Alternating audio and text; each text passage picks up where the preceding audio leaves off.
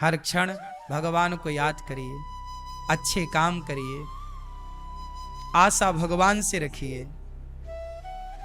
हमें कोई एक थप्पड़ मारता है ना, हम अपनी बात कर रहे हैं दास अनिरुद्ध, कोई हमारा अपमान करे, कोई हमें गालियां दे, हम कभी बुरा नहीं मानते। हम मानते हैं कि हमारे भगवान हमें इस प्रकार का दंड हमारे पापों का दे रहे होंगे।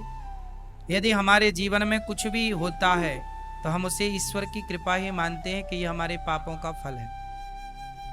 किसी को हम क्या शिकायत करें बताओ? कोई हमें गाली दे, कोई हमें थप्पड़ मारे, कोई हमें अपमानित करे, हम क्या उत्तर दें उसको बताओ? क्योंकि आप बताओ ना, क्या ईश्वर की मर्जी के बिना पत्ता हिलता है? तो फिर जो हो रहा है वो किसकी मर्जी है? यदि हमारा अपमान हो रहा है तो यह भी तो ईश्वर की मर्जी है। हमारा सम्मान हो रहा है, यह भी तो ईश्वर की मर्जी है। न सम्मान पाकर हम खुश हों, न अपमान पाकर हम दुखी हों, क्योंकि दोनों मेरी इच्छा से नहीं हो रहा। न सम्मान मेरी इच्छा से हो रहा है, न अपमान मेरी इच्छा से हो रहा। दोनों में भगवत इच्छा है, भगवान की इच्छा है। आपके बेटा हो गया, ईश्वर की इच्छा है। बेटी हो गई, ईश्वर की इच्छा है। कुछ नहीं हुआ, ईश्वर की इच्छा। दोनों हो गए, ईश्वर की इच्छा। जुड़वा हो गए, लड़का लड़की दोनों, ईश्वर की इच्छा। हर हाल में ईश्वर की इच्छा क्यों नहीं मानता? ये प्राणी हर हाल में ईश्वर की इच्छा माने कि बेटी है तो ईश्वर की इच्छा, बेटा है ईश्वर की इच्छा, दोनों नहीं है ईश्वर की इच्छा, दोनों है ईश्वर की इच्छा। अपमान है ईश्वर की इच्छा, सम्मान है ईश्वर की इच्छा। हम तो सरेंडर कर चुके हैं। जाहि विधि राखे राम, ताही विधि रही। यही समर्पण है। ये लाइन, ये समर्पण केवल भक्त के लिए है। अब आप यहां मेरे से क्रॉस क्वेश्चन कर सकते हैं कि महाराज जी, आप कह रहे हैं कि ईश्वर की मर्जी के बिना पत्ता नहीं हिलता, तो फिर आप मुझे बताओ, चोर चोरी करता है तो क्या ईश्वर की मर्जी से करता है? फिर ये सवाल खड़ा हो जाएगा। फिर सवाल खड़ा होगा कि कोई बलात्कार करता है तो क्या ईश्वर की मर्जी से करता है? फिर ये सवाल खड़े हो जाएंगे। तो ये दोनों बातें अलग अलग हैं। कई बार आप लोग ना दो बातों को एक मान लेते हो। यहाँ दो बातें अलग अलग तरीके से समझी और समझाई जाती हैं, सुनी और सुनाई जाती हैं। आप इन दोनों चैप्टरों को अलग अलग देखिए। आओ हम इनको दोनों को अलग अलग समझते हैं। सब कुछ हो रहा है भगवान की मर्जी से। एक तो यह दृष्टिकोण है, यह विचारधारा है। पर यह देखो कि यह विचारधारा है किसकी? ये बात सबके लिए नहीं है। ये बात सबके लिए नहीं है। अब जैसे प्रधानमंत्री हैं, प्रधानमंत्री को कोई कहे, नरेंद्र मोदी जी को, अरे ये तो मेरा बेटा है, क्या ये बात सब कह सकते हैं? ये बात केवल उनकी मां कह सकती है। ये तो मेरा बेटा है। बोलो हाँ। ये राष्ट्रपति है, अरे ये तो मेरा बेटा है। आप कह सकते हो कि ये मेरा बेटा है ना? कुछ बातें सबके लिए नहीं। बात समझ में आ रही है आपको? लेकिन आप लोग क्या मानते हो? नहीं नहीं, ये तो सबके लिए। ईश्वर की मर्जी के बिना पत्ता नहीं हिलता, ये बात केवल भक्तों के लिए है। जो भगवान की शरण में रहने वाले लोग हैं, आस्था रखने वाले लोग हैं, उनके लिए ये बात है कि ये सब कुछ ईश्वर की मर्जी से हो रहा है। अब बताओ, जो भक्त लेवल का व्यक्ति होगा, सज्जन होगा, वो ये माने कि कण कण में जो हो रहा भगवान की इच्छा से, क्या वो बलात्कार करेगा? बोलो। फिर क्या वो चोरी करेगा? बोलो। नहीं। अब चोर चोरी करे और यही सेंटेंस कह दे, अरे गुरुजी ने तो कहा था भगवान की मर्जी से सब हो रहा, भगवान की मर्जी के बिना तो पत्ता नहीं हिलता। परंतु ये बात चोर के लिए थी ही नहीं, ये बात बलात्कारी के लिए थी ही नहीं। अच्छा ये बताओ, सारी बातें सबके लिए होती हैं? जो बात आप अपनी पत्नी से करते हो, क्या वो बात अपनी मां से कर सकते हो? बोलो। फिर सबके लिए अलग अलग बातें ना होती हैं? पत्नी के लिए अलग बात होगी, है ना? पत्नी के पास पति आता है तो अलग भाव से आता है, अलग बात करता है। माँ के पास जाता है, अलग भाव होता है, अलग बात करता है। ऐसा थोड़ी कि पत्नी से भी वही बात और माँ से भी वही बात। होता है क्या मेरी माँ? दो बातें होती है कि नहीं? पत्नी के साथ अलग व्यवहार होता है और माँ बाप के साथ अलग व्यवहार होता है और बच्चों के साथ अलग व्यवहार होता है। बोलो हाँ। फिर एक ही घर में तीन तीन व्यवहार होता है, माँ के साथ अलग, माँ बाप के साथ अलग, पत्नी के साथ अलग और बच्चों के साथ बिल्कुल अलग। हाँ या ना? तू कहाँ था? तू लेट क्यों हो गया यहाँ? तू कहाँ था? जो आप तू तड़ाक की बात बच्चे से कर सकते हैं, वही बाप से नहीं, ए बाप तू कहाँ था, ऐसा तो नहीं बोल सकते। बाप के लिए अलग भाषा होगी, बच्चे के लिए अलग भाषा होगी और पति पत्नी के लिए, रिश्ते के लिए अलग भाषा होगी। उसी तरह भगवान की इच्छा के बिना पत्ता नहीं हिलता, ये बात केवल भक्तों के लिए है। चोर के लिए ये बात नहीं है। चोर के लिए ये बात है कि भैया तुमने चोरी किया है तो भगवान ने तुम्हें अक्कल तो दी थी ना, तुम्हें पता था ना चोरी करना गलत है, फिर तुमने चोरी काहे की? अब की हो तो दंड भोगो। तुम्हें पता है ना कि बलात्कार करना गलत है, तुम्हें पता है ना कि किसी को छेड़ना गलत है। जब गलत है पता था, तुमने क्यों गलत किया? अब किया है तो जेल जाओ, फांसी पे चढ़ो, भोगो। फिर क्या कहते हो? अरे भगवान की इच्छा के बिना तो पत्ता नहीं हिलता। अरे पागल, ये बात तुम्हारे लिए थी ही नहीं। सब बातें सबके लिए नहीं होती ना मेरी माँ। भगवान, अब आप लोग क्या करते हो ना, सबको एक तराजू में तौल देते हो, सारी बातों को एक सी तराजू में। अरे गुरुजी ने तो कहा कि भगवान की इच्छा के बिना पत्ता नहीं हिलता। ये बात उच्च कोटि के भक्तों के लिए है, साधक के लिए कि बेटा, सुदामा जैसे तपस्वियों के लिए कि मैं गरीब हूं तो भगवान की इच्छा है। शिकायत क्या करूं? आप लोग शिकायत करने लगे, अरे गुरुजी हम बड़ी पूजा करते हैं पर देखो हम बड़े गरीब हैं, इतनी पूजा करते हैं फिर भी देखो खाने को रोटी नहीं है। तो यहाँ पे आपको कही जाएगी बेटा ये ईश्वर की परीक्षा है, ये समय गुजर जाएगा। सुदामा का गुजरा कि नहीं? तो तुम्हें समझाया जा सकता है क्योंकि तुम उस लाइन में हो, तुम भक्त हो। अब जो बात भक्तों के लिए है वो बात दुष्टों के लिए नहीं है ना। हमारे शास्त्रों में यह भी स्पष्ट लिखा है कि ज्ञान किसे दें और किसे ना दें। भाई जो अधिकारी नहीं है उसे ज्ञान दे के क्या होगा? एक बार क्या हुआ कि एक चिड़िया ने बंदर को ज्ञान दे दिया, ए बंदर देख हम चिड़िया तेरे से छोटी हैं लेकिन देख अपने लिए घोंसला बना के रखती हैं, बारिश आई हम घोंसले फुर्र से घुस गए, हम बच जाते हैं, और तू इतना बड़ा बंदर, इतना बड़ा शरीर, और देख पानी तेरे ऊपर गिर रहा, तू ठिठुर रहा है ठंडी से। बंदर बोला अच्छा हमें ज्ञान देने चली, अब भी आता हूं। गया बंदर और उसका घोंसला तोड़ के फुर्र से फेंक दे, ले मुझे ज्ञान दे रही थी। तो बात तो ये है ना कि ज्ञान सबको देना भी नहीं चाहिए। चिड़िया ने बंदर को ज्ञान दे दिया तो बंदर ने उसका घोंसला तोड़ दिया। कुछ ज्ञान सबके लिए नहीं है। बात समझ में आ रही है? हमारे यहां भागवत सुनने के अधिकारी सब नहीं है। सुखदेव भगवान ने इंद्र को भगा दिया, देवराज देवताओं का राजा इंद्र सुखदेव भगवान के पास आए, बोले हमें भागवत सुनाओ। क्वा सुधा क्वा कथा लोके क्वा काचा क्वा मणिर महान। ए इंद्र तू अधिकारी नहीं है भागवत सुनने का। सोचो देवराज इंद्र को सुखदेव भगवान चल जा, क्वा सुधा क्वा कथा लोके क्वा काचा क्वा मणिर महान, कहाँ कांच का टुकड़ा कहाँ मणि, ए इंद्र तू इसका अधिकारी नहीं, चल भाग यहां से। इंद्र देवताओं के राजा को सुखदेव भगवान ने भागवत जी सुनने का अधिकारी नहीं माना। सोचो कि तू अधिकारी नहीं है इसका।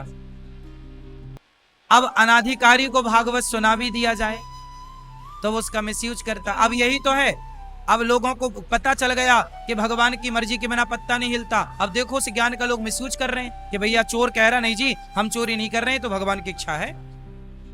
फिर तो बलात्कारी कह रहा जी हम तो बलात्कार कर ही नहीं रहे हैं, ये तो भगवान की इच्छा। क्योंकि अनाधिकारी को ज्ञान मिल गया। ज्ञान किसे मिल गया? अनाधिकारी को, जो उसका अधिकारी नहीं था। जैसे परमाणु मिल गया पाकिस्तान को, तो रोज धमकी देता पटक दूंगा पटक दूंगा। आप गलत व्यक्ति के हाथ में कोई पावर लग जाए तो वो उसका सदुपयोग नहीं करता, मिसयूज करता है, दुरुपयोग करता है। ऐसे ही तो हमारे वेदों के, पुराणों के, उपनिषदों के ज्ञान का भी सब लोग अधिकारी नहीं है। ये ज्ञान सबके लिए नहीं था, इसलिए उसे ज्ञान को धारण करने की पात्रता होनी चाहिए कि आप किस प्रकार। 5वीं क्लास का विद्यार्थी है, उसकी पात्रता अलग है। 10वीं क्लास का विद्यार्थी, उसकी पात्रता अलग है। पीएचडी का स्टूडेंट है, उसकी पात्रता अलग है। जो विद्यार्थी 5वीं क्लास के विद्यार्थी को आप पीएचडी की बातें नहीं बता सकते, ना समझा सकते। समय के साथ ना पात्रता आएगी, बुद्धि विकसित होगी। उसी तरह शास्त्रों का ज्ञान भगवान की इच्छा के बिना कुछ नहीं होता। ये बात आपके लिए जो भक्त लेवल के हैं, संत भक्त, भगवान के परम भक्त, उनके लिए ये बात है। इसलिए हम लोग क्या मानते हैं कि जो हो रहा है, हमारा अपमान सम्मान जो हो रहा है। एक मैया आई अभी कुछ दिन पहले, वो थाली में लोग पैसे चढ़ाते हैं, 10 रुपए 20 रुपए 100 रुपए, थाली में पैसे चढ़े थे। एक मैया आई, उसने प्रणाम करने के बहाने ये दुपट्टा लिया तरीके से, ऐसे हाथ पहले किया पीछे दुपट्टे के, और प्रणाम करने के लिए पांव के पास झुकी और थाली में ऐसा रखा दुपट्टा, और रख के यूं मुट्ठी बना ली, अब पैसे उसके अंदर चले गए और ऐसे दबा के प्रणाम करके चली गई। मैं देख रहा हूं, लेकिन मैंने देख करके भी मैंने उसे नहीं रोका। शायद तेरे भाग्य का मेरे पास आ गया होगा तो तू ले जा रही है, मैं क्या रोकूं, क्या रोकता मैं। ये तो अपनी अपनी नियत है। तो चोर चोरी करता है तो उसको हम तो यही मान रहे हैं ना कि सब ईश्वर की इच्छा। अब क्या करें, हम कहां लड़े झगड़े, तुम्हारा फिर तुमसे कहें कि देखो तुमने चोरी की, फिर वो उसकी इंसल्ट हो। नहीं, तुम्हारा अपमान, तुम्हें पैसे चाहिए ले जाओ, तुम्हारा अपमान नहीं करेंगे। हर हाल में ईश्वर की मर्जी मान लो कि चलो भगवसाद इस रूप में इसकी जरूरत रही होगी, भाई ले जा, क्या करें, कोई भाग्य थोड़ी ले जाएगी हमारा चुरा के। बोलो, आप लोग क्या करते हैं, छोटी छोटी बातों पर परेशान हो जाते हैं। आपको अच्छा, ले आओ ले आओ। तो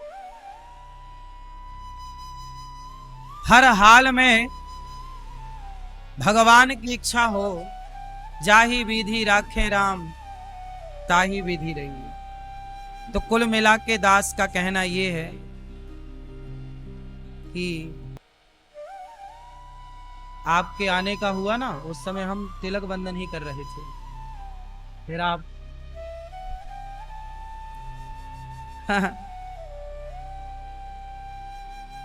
ये भगवान की बड़ी, ये विषय जो हैं ये बड़े गूढ़ विषय हैं। इन विषयों को जानना समझना, कल हम लोगों ने कथा में सुना कि इसलिए आप लोग क्या समझे इस पूरे सब्जेक्ट से कि कभी भी हमें ये टिप्पणी नहीं करनी चाहिए कि ये जो हो रहा है ये भगवान कर रहे हैं भगवान, पर हम दोष ना लगाएं भगवान को, ये हमारे कर्म दंड है। दशरथ जी, अब यहां देखो दो बातें फिर हो गई। दशरथ जी को पुत्र के लिए तड़प तड़प के रोना पड़ा, दशरथ जी को पुत्र के लिए तड़प तड़प कर रोना पड़ा, तो क्या ये ईश्वर की इच्छा है? नहीं, ईश्वर की मर्जी के बिना पत्ता नहीं हिलता, ये बात अपनी जगह सही है। पर दशरथ जी ने किसी पुत्र को मारा था तो किसी के पिता रोए थे, तो उनके रोने का परिणाम इन्हें मिला कि इन्हें भी रोना पड़ा। तो ईश्वर की मर्जी के बिना पत्ता तो नहीं हिलता, पर कर्म दंड भी संग चलता है। कई बार कर्मों का फल भी हमें मिलता है, तो कर्मों का फल जब मिले तो ये समझ लेना चाहिए कि भगवान की इच्छा है, क्योंकि भगवान को ना काहू को सुख दुख कर दाता और निज कृत कर्म भोग सब भ्राता। भगवान किसी को दुख नहीं देते, भगवान किसी को सुख नहीं देते, लेकिन जो प्राणी करता है उसका दंड ईश्वर उसे निश्चित देते हैं। अवश्यमेव भोक्तव्यम, अवश्य भोगना पड़ता है। परंतु एक बात और भगवान कहते हैं कि सन्मुख होहि जीव मोहि जबहि, जन्म कोटि अघनासहि तबहि। भगवान कहते हैं कितना भी बड़ा पापी हो मेरी शरण में आ जाए तो मैं उस पापी के पाप को भूल कर उसे हृदय से लगा लेता हूं। ये बड़ी कृपा है।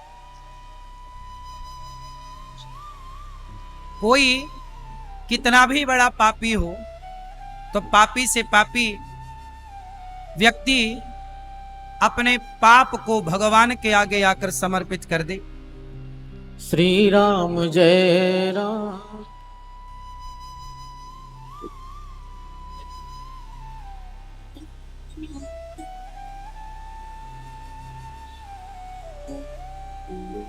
कितना भी बड़ा पापी हो, सन्मुख, जो सन्मुख हो जाए भगवान के, सन्मुख हो ही जीव मोहि जबहि, जन्म कोटि अघनासहि तबहि।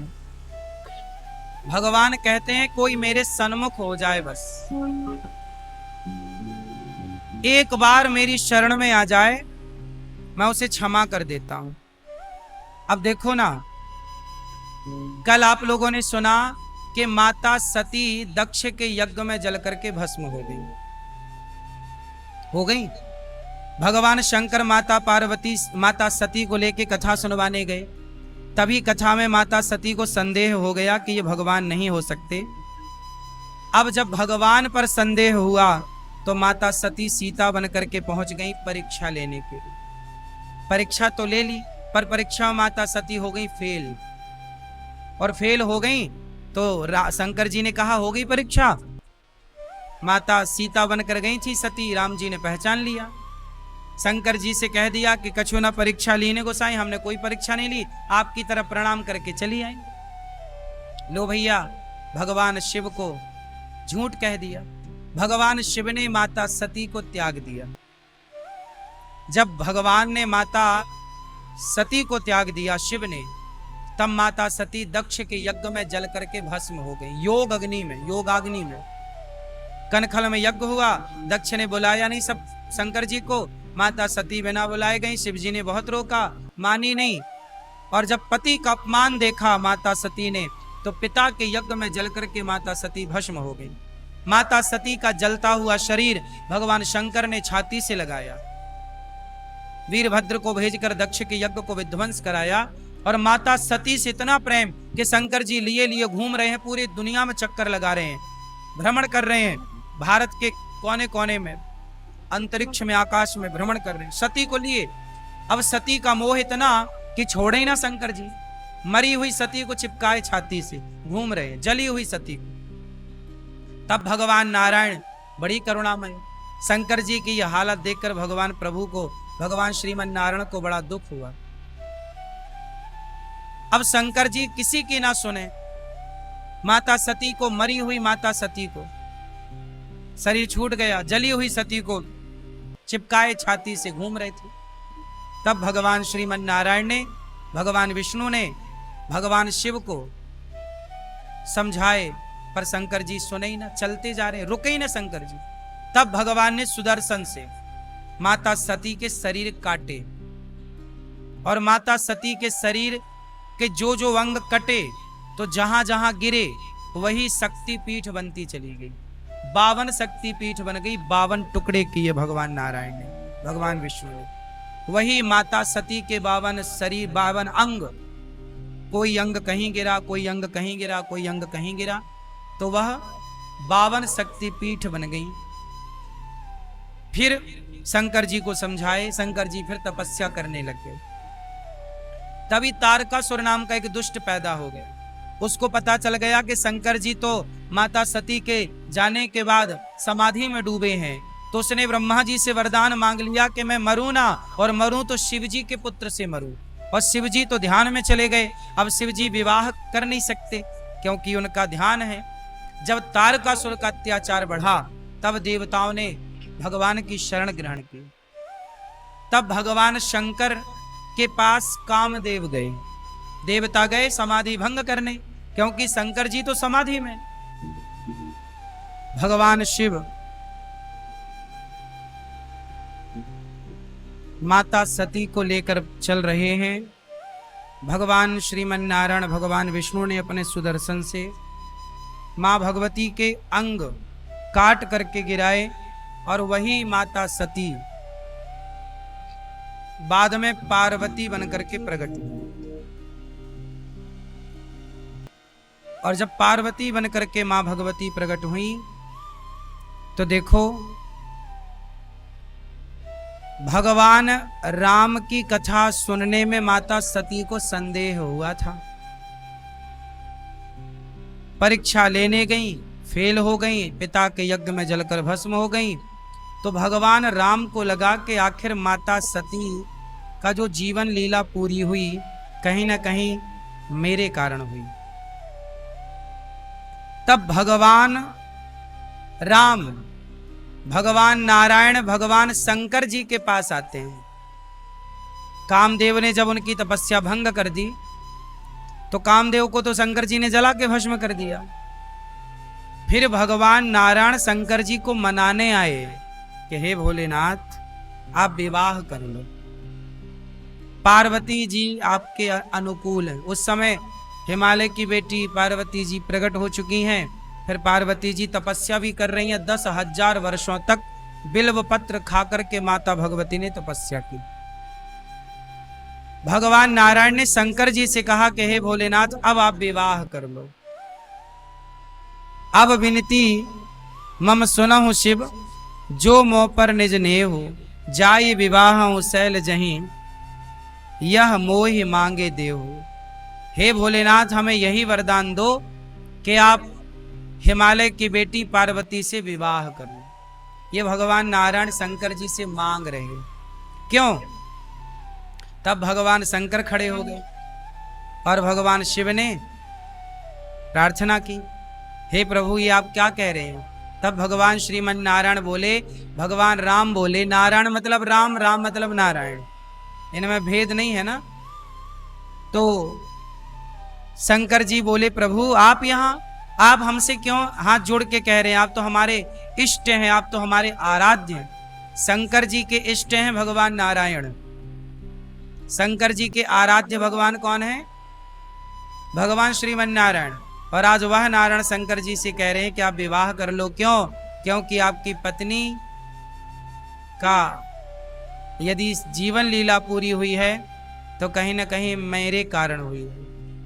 मेरी कथा पर ही तो उन्हें संदेह हुआ और आगे फिर वही घटनाक्रम चला।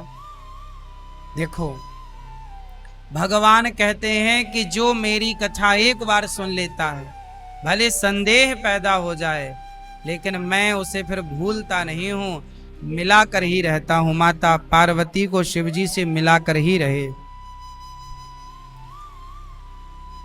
तब शंकर जी ने सिर धरि आयसु करिए तुम्हारा, परम धर्म यह नाथ हमारा। शंकर जी ने कहा, हे नाथ आपने जो आज्ञा दी है वो सिरोधार्य है। आप कह रहे हैं कि मैं विवाह करूं तो जरूर करूंगा। शंकर जी विवाह तो किए पर कामदेव को जलाने के बाद किए। शंकर जी ने पहले, मैया ओ भैया बैठ जाओ लाला पहले तो, और शोर ना करो। कथा को ना बहुत मर्यादित सुनना चाहिए। खड़े ना रहो भैया, बैठ जाओ। कथा सुनने आए हो तो थोड़ा टाइम निकाल के आओ, 2-3 घंटे का। इत्मीनान से कथा सुनो, सावधानी से सुनो। तो भगवान शंकर विवाह तो किए पर कामदेव को जलाने के बाद विवाह किया। कामदेव को भस्म कर दिया ना शंकर जी ने, तीसरी आंख खोली, कामदेव जल के। अब सोचो कि किसी का कामदेव ही जल जाए, काम वासना ही मिट जाए, तो फिर विवाह करे तो करे फिर कैसे? फिर संतान उत्पत्ति कैसे होगी? क्योंकि संतान उत्पत्ति के लिए काम की आवश्यकता पड़ती ही है। तो फिर कैसे? काम ही नहीं रहा तो फिर विवाह करने का अर्थ क्या निकला? तो जब काम जल गए तो शंकर जी से सवाल पूछा गया, विवाह कैसे करोगे? तब भगवान शंकर कहते हैं, मैं विवाह करूंगा पर समाज को ये बताना चाहता हूं कि मैं विवाह कर तो रहा हूं पर काम की प्रेरणा से नहीं, प्रभु राम की प्रेरणा से विवाह करने जा रहा हूं। तो विवाह करो पर काम की प्रेरणा से, काम की वासनाओं की पूर्ति के लिए नहीं, बल्कि भक्ति में पत्नी सहयोगी बने, इसलिए विवाह करना चाहिए। विवाह क्यों करना चाहिए? विवाह करने के फायदे क्या हैं? आपने विवाह किया? नहीं भैया, आपने विवाह किया? चश्मा वाले भैया, विवाह करने के फायदे क्या हैं? हैं? गृहस्थी, क्या फायदा है गृहस्थी का? परिवार बढ़ेगा। अच्छा, जनसंख्या बढ़ानी है बढ़िया, ठीक है। जनसंख्या ही नहीं रहेगी तो फिर कैसे सनातन रहेगा? ठीक कह रहे हो, खूब जनसंख्या बढ़ाओ, 10-15 बच्चे तो हों कम से कम। क्यों? आपने विवाह किया? ये आपके बगल में, क्यों किया विवाह? क्यों करना चाहिए विवाह? क्या फायदे हैं विवाह के? विवाह क्यों करना चाहिए? क्या फायदे हैं? सुनो, विवाह करने के फायदे हम बता रहे हैं, सुनो। विवाह करने का फायदा यह है कि आप दोनों लोग पति पत्नी बैठकर आधी रात को भी और दिन को भी, कभी भी जब नींद खुल जाए, जब मन हो जाए, तब एक जन वक्ता बन जाओ और एक जन श्रोता बन जाओ, और दोनों बढ़िया बैठ के एक जन कथा सुनाए भगवान की, एक जन कथा सुने। विवाह नहीं होगा तो अकेले रहेगा, तो अकेला किसको सुनाए और किसको सुने? दो रहेंगे तो एक कथा सुनाए, एक कथा सुने, दोनों भगवान की चर्चा करो, दोनों बैठे बैठे। ये फायदा है कि दोनों भगवान का चिंतन ज्यादा कर सकते हैं। भगवान की सेवा दोनों मिलके करो। एक जन भगवान जी के कपड़े, एक जन भगवान जी के बर्तन धुल लो, तो एक जन पूजा की तैयारी कर लो। बड़े प्रेम से भगवान की सेवा में दोनों सम्मिलित हो जाओ, दोनों जन आरती उतारो, दोनों भगवान के लिए प्रसाद तैयार करो। अब होता क्या है कि आजकल पति पत्नी का मतलब अलग ही है कुछ। अब विवाह का मतलब, पहले देखो शंकर जी जब विवाह किए माता पार्वती से, तो शंकर जी जब पार्वती मैया से विवाह करके कैलाश आए, तो शंकर जी और पार्वती दोनों कथा सुना रहे हैं। पार्वती जी हाथ जोड़ के बोलो, हे भोलेनाथ, कुछ सवाल करना है, करो। क्या? ये बताओ कि ये राम कौन है? राम के बारे में मैं जानना चाहती हूं। तो माता पार्वती सवाल कर रही हैं और उस सवाल के उत्तर में पूरी राम कथा शंकर जी सुना रहे। देखो, ये पति पत्नी, आप लोग पूजा करते हो शंकर जी की, लेकिन शंकर जी की पूजा बस करते हो, सीखते नहीं। शंकर जी गृहस्थ हैं। कैसे गृहस्थ हैं? पार्वती और शंकर जी दोनों कथा सुनते और सुनाते, दोनों भगवान के चिंतन में डूबे रहते हैं। जबकि शंकर जी के परिवार में जितनी टेंशन है ना, आपके परिवार में इतनी टेंशन नहीं हो सकती। आप लोग कहते हैं महाराज जी बड़ी टेंशन है, हम बड़े परेशान हैं। शंकर जी से ज्यादा कोई परेशान नहीं हो सकता। देखो ना, शंकर जी के वाहन का नाम है नंदी है, और शंकर जी की पत्नी माता पार्वती के वाहन का नाम है शेर। अब शेर और बैल ये दोस्त हैं कि दुश्मन हैं? बोलो, दुश्मन है? नंदी, बैल और शेर जंगल में साथ कहां रहते हैं, लेकिन शंकर जी के घर में दोनों एक साथ रहते हैं और दुश्मन हैं। अब सोचो कि दो दुश्मन एक साथ रहें। और सुनो, शंकर जी के गले में है सांप, और शंकर जी के बेटे गणेश जी का वाहन है चूहा। अब ये दोनों दोस्त हैं कि दुश्मन हैं? बोलो। लेकिन ये दोनों दुश्मन शंकर जी के घर में एक साथ रहते हैं। और सुनो, बड़े बेटे का वाहन है मोर, कार्तिकेय जी का, और शंकर जी के गले में पड़ा है सांप। सांप और मोर की दोस्ती है कि दुश्मनी है? मोर सांप को खा जाता। मोर क्या खाता है? खा जाता। दोस्ती है कि दुश्मनी है? दुश्मनी है। सारे एक दूसरे के कट्टर दुश्मन हैं, लेकिन वो दोनों दुश्मन शंकर जी के घर में एक साथ प्रेम से रह रहे हैं।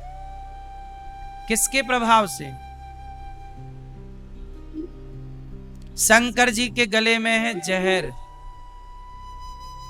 बोलो हाँ। शरीर में है भभूति, भस्म। पहाड़ पर बैठे हैं, ना घर है ना कोई छाया है। शंकर जी समाज को मैसेज देना चाहते हैं कि देखो, मेरे घर में जितने लोग हैं सब एक दूसरे के दुश्मन हैं, लेकिन वो सारे दुश्मन शंकर जी के भजन के प्रभाव से, कथा के प्रभाव से। शंकर जी कहते हैं कि भगवान के नाम में इतनी ताकत है कि भगवान की भक्ति करने वाला कोई हो तो वो दुश्मनों को भी दोस्त बना सकता है। ये भजन का प्रभाव। शेर और बैल दोस्त हो गए, शिव जी के घर जाते हैं। ये किसका प्रभाव है? भजन का प्रभाव। इसलिए मैया खूब भजन करो भगवान का, खूब भगवान का नाम जप।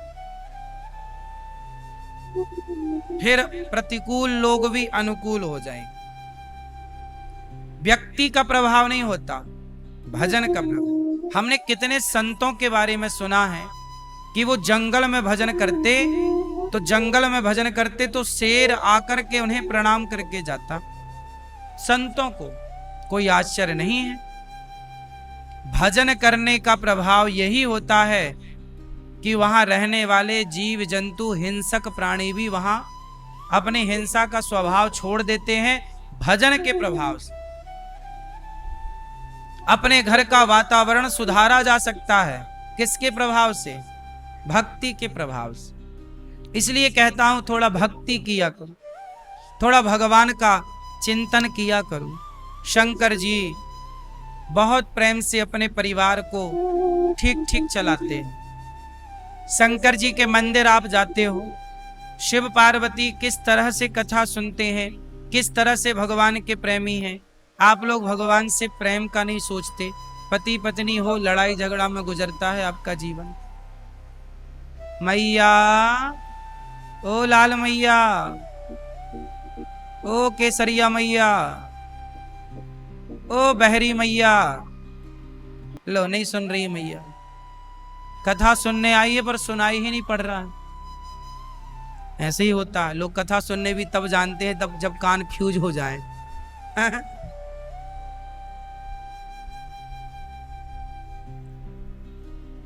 एक मैया आई, बोले गुरुजी गुरु मंत्र दे दो। हमने कहा लो। हमने बोला मैया बोलो श्रीमन नारायण, मंत्र दिया उन्हें। फिर बाद में बोला हमने मैया बोलो श्रीमन नारायण।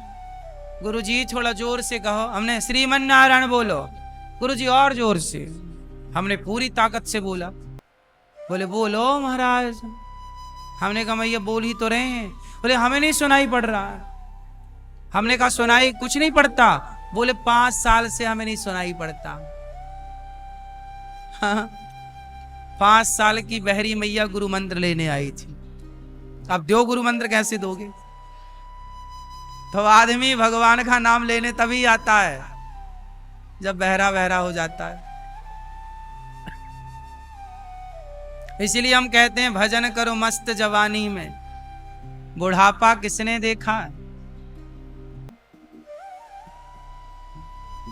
सारी जिंदगी जवानी आदमी भोगों में समर्पित करता है। परिवार, जवानी परिवार को देता है और बुढ़ापा भगवान को देता है।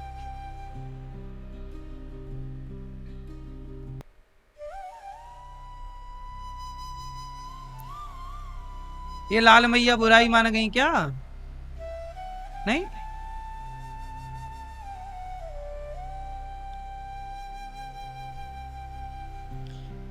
शंकर जी भस्म रमाते हैं। क्या आप बता सकते हैं कि शंकर जी शरीर पर भस्म क्यों रमाते हैं? आप बताओ क्यों भैया शंकर जी भस्म क्यों लगाते हैं? भभूति क्यों क्यों लगाते हैं आप बताओ।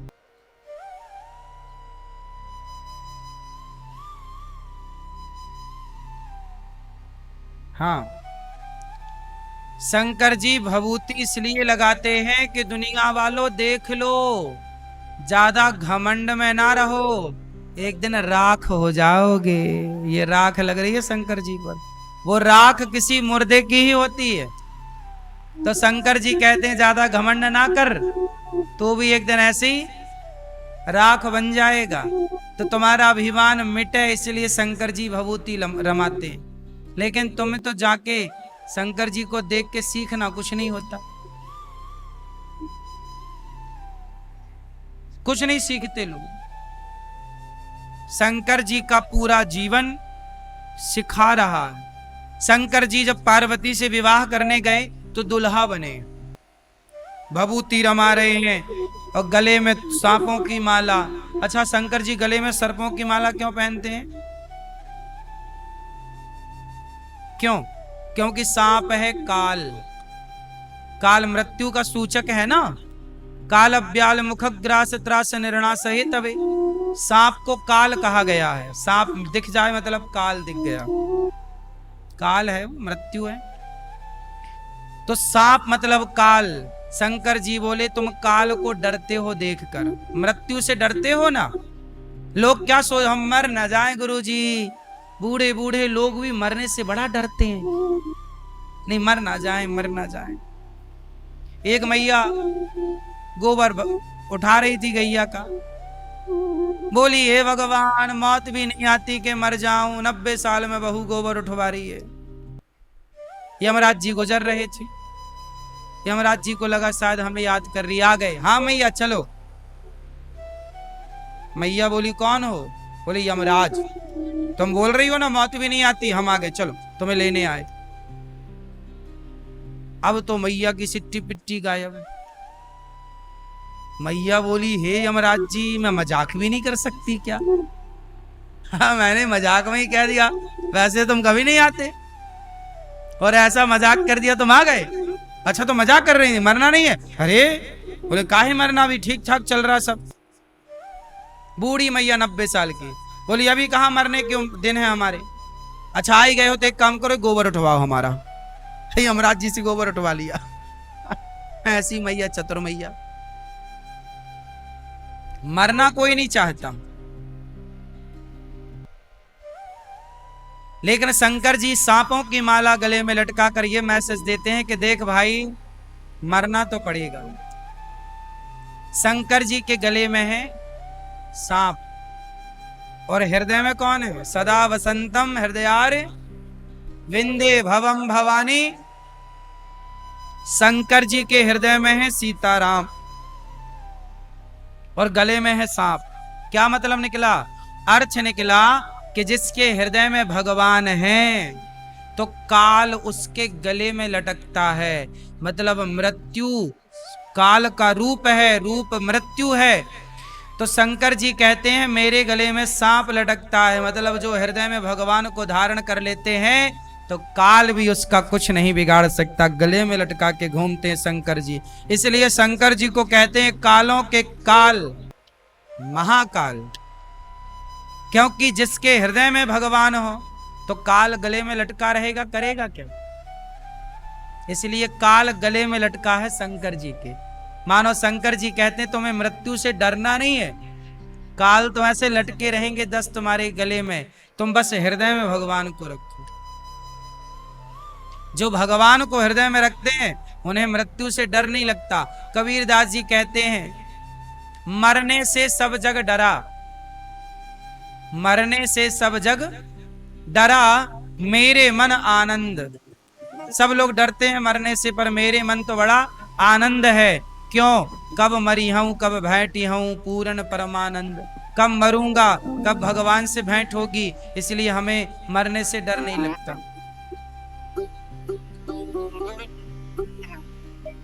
अब तो शंकर जी बड़े प्रेम से दुल्हा बने, गले में सांप, और शंकर जी के माथे पर क्या है? चंद्रमा भी है और गंगा भी है। और दोनों का स्वभाव कैसा है? चंद्रमा गर्म होती है कि ठंडी है?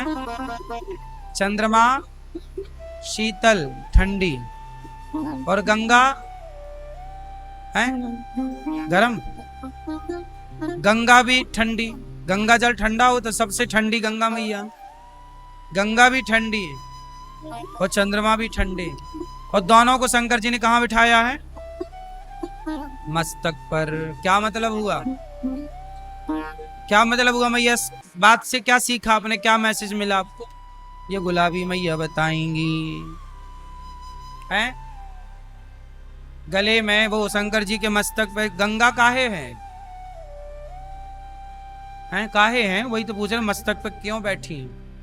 शंकर जी ने मस्तक पर ही गंगा जी को क्यों बिठाया है?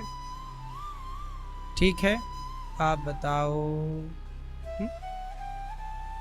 मैया क्या बोलती तू? थोड़ा जोर से बोलो मेरी माँ। अच्छा, गले की प्रॉब्लम है, ठंडा। शंकर जी कहना चाहते हैं कि जीवन में टेंशन कितनी भी हो, परेशानी कितनी भी हो, पर दिमाग को हमेशा दिमाग कैसा हो? ठंडा की गरम? शंकर जी कह रहे, देखो शंकर जी के यहाँ सब एक दूसरे के दुश्मन है, पर शंकर जी का दिमाग फिर भी कैसा है? तुम मैसेज तो सीखते कुछ हो नहीं, तुम्हारा दिमाग बिल्कुल गर्म रहता है। लोगों के कमरे में लगी है एसी और दिमाग में लगा है हीटर। हर टाइम लोग गर्म रहते हैं, हर टाइम बस लड़ाई झगड़ा, नाक में गुस्सा धरा है,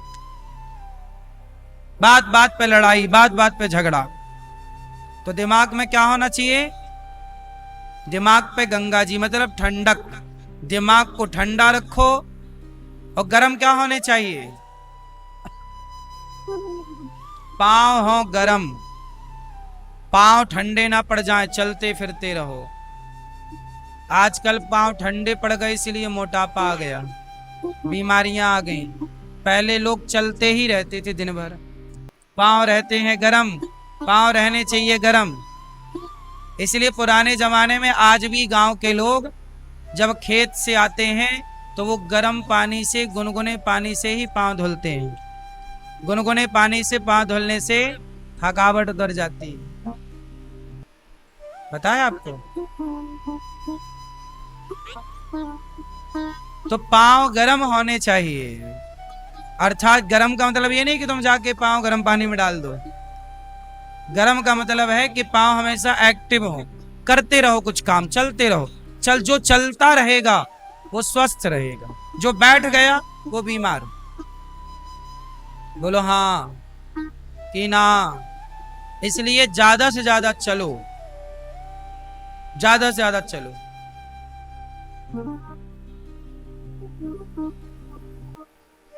तो पांव गरम और दिमाग ठंडा। अच्छा, दिमाग गरम, पांव गरम और वाणी नरम। वाणी कैसी हो? वाणी नरम, यहां से गर्मी ना निकले। वाणी पांव गरम, वाणी नरम, दिमाग ठंडा। शंकर जी दुल्हा बने, माता मैना रानी के पास पहुंचे बारात लेकर। मैना रानी बोली, ऐसा दुल्हा ये सांप वाप लपेट के भस्मी रमा के हम नहीं करेंगे बेटी से ब्याह। शंकर जी को देखकर गुस्सा हो गई। माँ बोली, मेरी बेटी कुंवारी रहेगी पर ब्याह इससे नहीं करूंगी। तब पार्वती जी ने, नारद जी ने समझाया कि माता ये शंकर जी हैं, ये बन के आए हैं ऐसे पर हैं, साक्षात भगवान है ये, चलो। तब समझी माता और विवाह माता पार्वती का संपन्न हुआ। बोलिए शंकर भगवान की। अब शंकर पार्वती का जब विवाह हुआ, बारात का बड़ा अच्छा वर्णन, जस दुल्हा तस बनी बराता।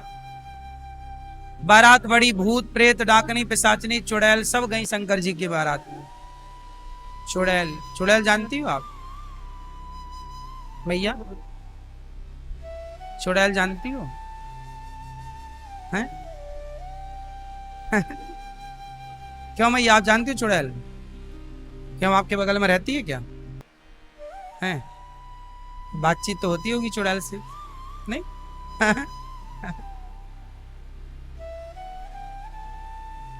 आप जानते हैं चुड़ैल? ऐसे पांव रहते हैं उसके, ऐसे। चुड़ैल कौन बनता है? पुरुष बनता है भूत। पुरुष मर जाए, गलत काम करे तो भूत बने, प्रेत बने, पिशाच बने, ब्रह्म राक्षस बने।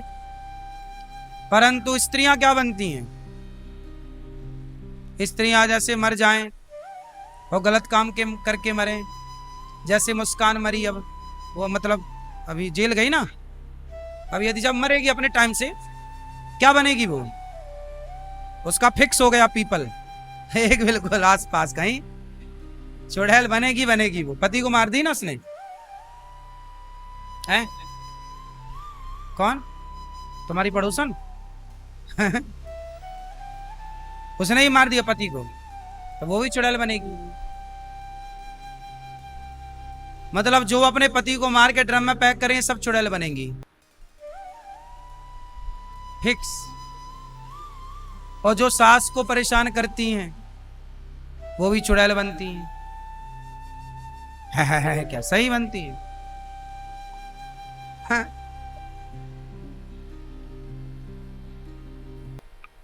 चुड़ैल बनेंगी, चुड़ैल। सास की सेवा करना मन लगा के, ससुर की सेवा करो, बूढ़ों का सम्मान करो, और पति की भी सेवा करो। और जो पुरुष अपने माता पिता को नहीं मानता, परेशान करता है, और जो पत्नी को परेशान करता है, कुछ पुरुष भी पत्नियों को कुकर में पका देते हैं, नहीं? पुरुष भी तो पत्नियों को मार डालते हैं कुछ लोग। फिर क्या बनते? वो पुरुष बनेंगे भूत, प्रेत। तो सारे लोगों के लिए भगवान ने सब व्यवस्थाएं कर रखी। भूत पिशाच निकट नहीं आवे। ये सब भूत प्रेत तो होते ही हैं, तब ना लिखा तुलसीदास जी ने। सब योनियां हैं, सब कर्म दंड तो भोगने ही पड़ेंगे। बचेगा कौन? बचा कौन है कि तुम और हम बचेंगे? इसलिए मेरी मां, कर्म गलत ना हो, कर्म गलत ना करो। शंकर पार्वती बैठे अब बड़े भाव से शंकर जी से माता पार्वती प्रश्न कर रही हैं कि हे भोलेनाथ, ये बताओ कि ये राम कौन है? एक राम दशरथ का बेटा, राम कौन? तब माता पार्वती से शंकर जी कह रहे हैं कि पार्वती जी, आपने बड़ा अच्छा किया कि आपने हमसे प्रश्न किया। आपने प्रश्न ना किया होता तो हमारी वाणी से भगवान की कथा ना निकलती। अब देखो ना, हमारी मैया जी कथा ना कराती, जब हमारी मैया कथा ना कराती तो फिर कथा हम कैसे सुना पाते, कैसे कथा होती? तो हमारी मैया श्रीमती रेणु बख्शी जी, आपने कथा कराई तो कथा कहने का हमें मौका मिला। आपने कथा कराई ही ना होती तो फिर कैसे हमें मौका मिलता? तो कुल मिलाकर के हमारी मैया ने कथा कराई। भैया, आपके पुत्र श्री नितिन बख्शी जी चले गए घर। श्रीमती पूजा बख्शी जी हैं गई, पूजा जी। बेटी दामाद कोशिन बख्शी जी, विधान जी, जालान जी, रजनी भट्ट जी, रीता कोल जी, रोमिला जी और राशि बख्शी जी, शशि शर्मा जी। लाजपत नगर मैया वहाँ से आई हैं। और मैया हमारी श्रीमती रेणु बख्शी जी बड़े प्रेम से राम कथा करा रही हैं, तो हम लोग सुन रहे हैं। हमें भी देखो भाग्य मिला, हम रोज भगवान भागवत की कथा सुनाते हैं, हमें भी कभी कभी राम जी का गुणगान गाने का अवसर मिलता है। तो मैया की कृपा से, मैया के द्वारा राम कथा, मैया ने कहा तो लो हमें भी भगवान की कथा कहने का मौका मिला, हमारी भी वाणी पवित्र हो रही है भगवान की कथा से, आपका भी हृदय पवित्र हो रहा है भगवान की कथा से। तो कथा दोनों को पवित्र करती है, श्रोता वक्ता दोनों को। इसलिए अपने कानों से भगवान की कथा सुनना सीखिए, और जब भी बोलिए तो भगवान की चर्चा ही करिए। अब शंकर जी और पार्वती जी बैठे हैं और प्रेम से दोनों एक दूसरे को प्रश्न कर रहे हैं। अब शंकर जी प्रेम से प्रार्थना कर रहे हैं, मंगल भवन मंगल हारी, द्रवहु सुदशरथ अजिर बिहारी। अब प्रार्थना करके मंगलाचरण करके शंकर जी पार्वती जी की प्रशंसा कर रहे हैं कि आपने प्रश्न करके हम पर बड़ा उपकार किया। आपने रघुनाथ जी के बारे में पूछा है, तुम रघुवीर चरण अनुरागी, तुम्हारे हृदय में भगवान के प्रति प्रेम है, तब तुमने ऐसे प्रश्न किए हैं, परंतु ऐसे प्रश्न कोई करता नहीं। पार्वती जी से शंकर जी कह रहे हैं, जिनकी कथा शंकर जी कह रहे हैं पार्वती जी से, हे पार्वती, जिनके कान भगवान की कथा नहीं सुनते, उनके कान कान नहीं है, चूहे का बिल है। इसलिए कान तब सार्थक, कानों की सुंदरता सोना पहन लेने से नहीं है। लोग तो पूरे कान को छिदा लेते हैं नीचे से ऊपर तक, और पूरे में सोना सोना सोना पहन लेते हैं, इससे कान की सुंदरता नहीं है। कान वही सुंदर हैं जिन कानों को रोज कथा सुनने को मिले, रोज भगवान की कथा, वो कान सुंदर है। कान जिन्हें हरि कथा सुनी नहीं काना, वो कान जो कथा नहीं सुनते वो तो केवल चूहे के छेद है, बस कान का बिल चूहे का, कोई मतलब नहीं।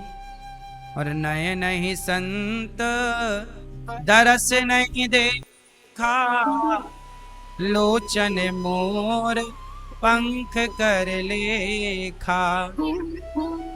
आंखें किसे देखें? भगवान को और संतों को, भगवान के भक्तों को।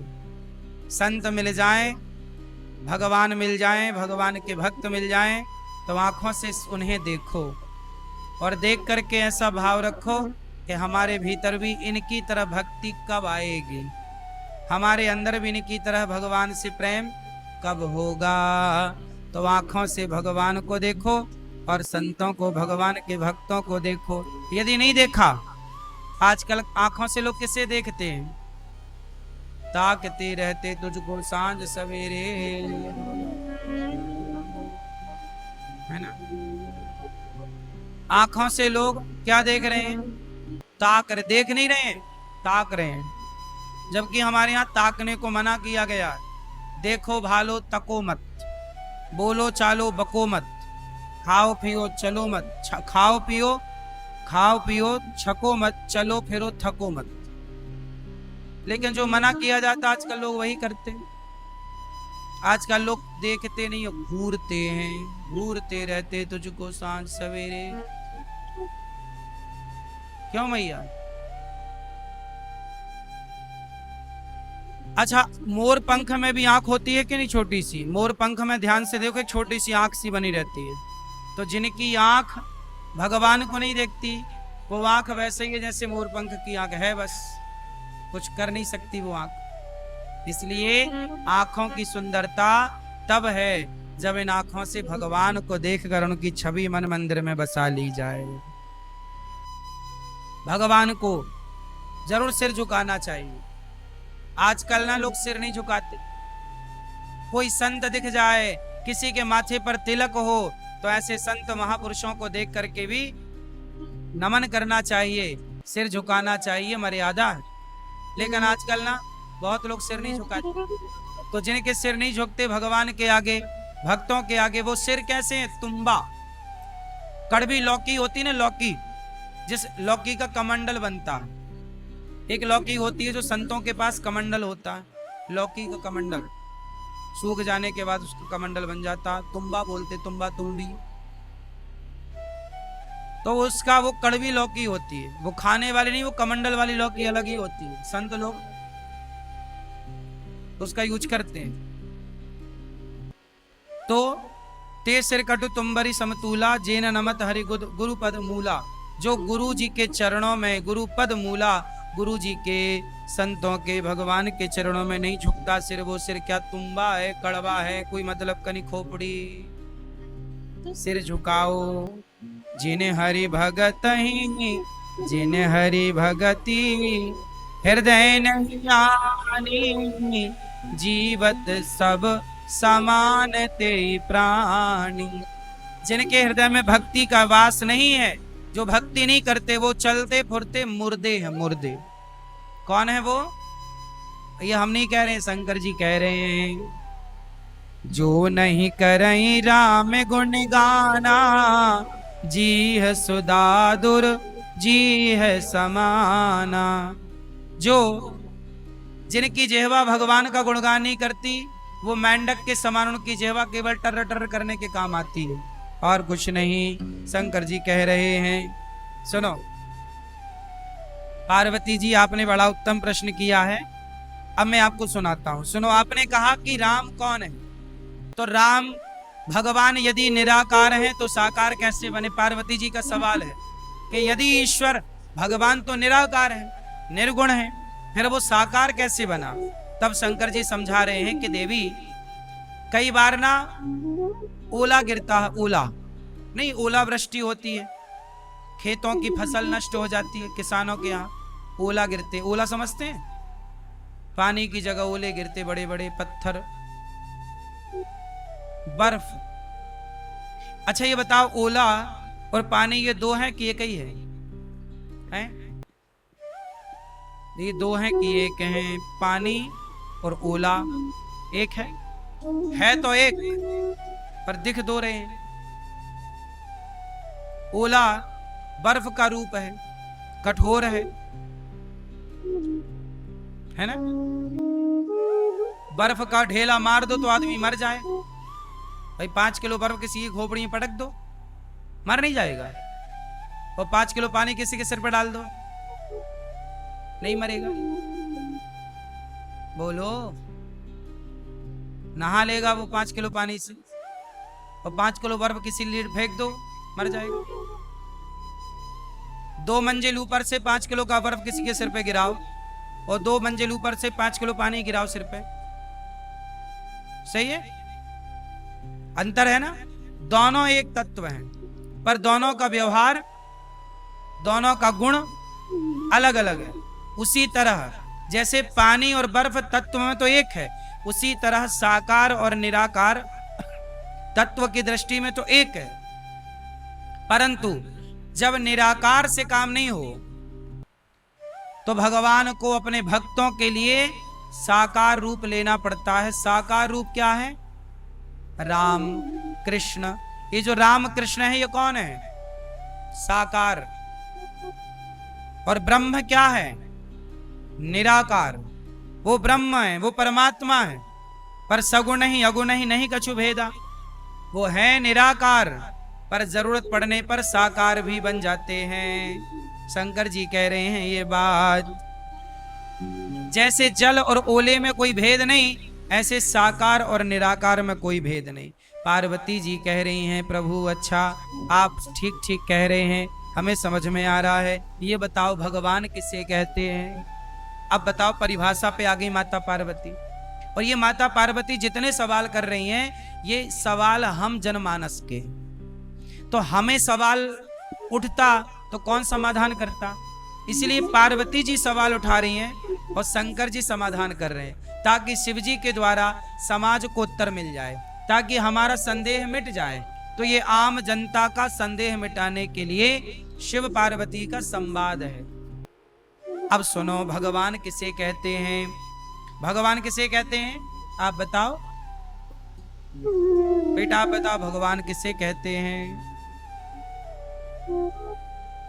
क्या प्रमाण है ईश्वर का, अर्थात क्या परिभाषा है ईश्वर की?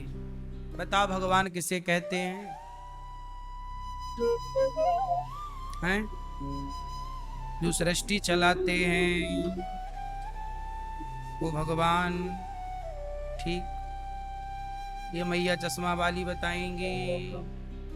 मैया बताओ भगवान किसे कहते हैं? चश्मा वाली मैया नहीं बताओगी मेरी माँ हैं?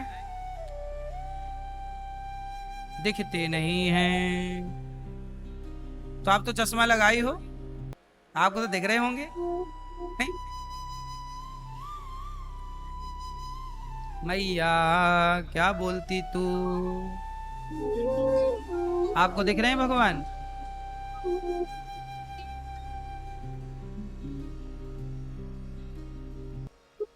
मैया किसे कहते हैं भगवान?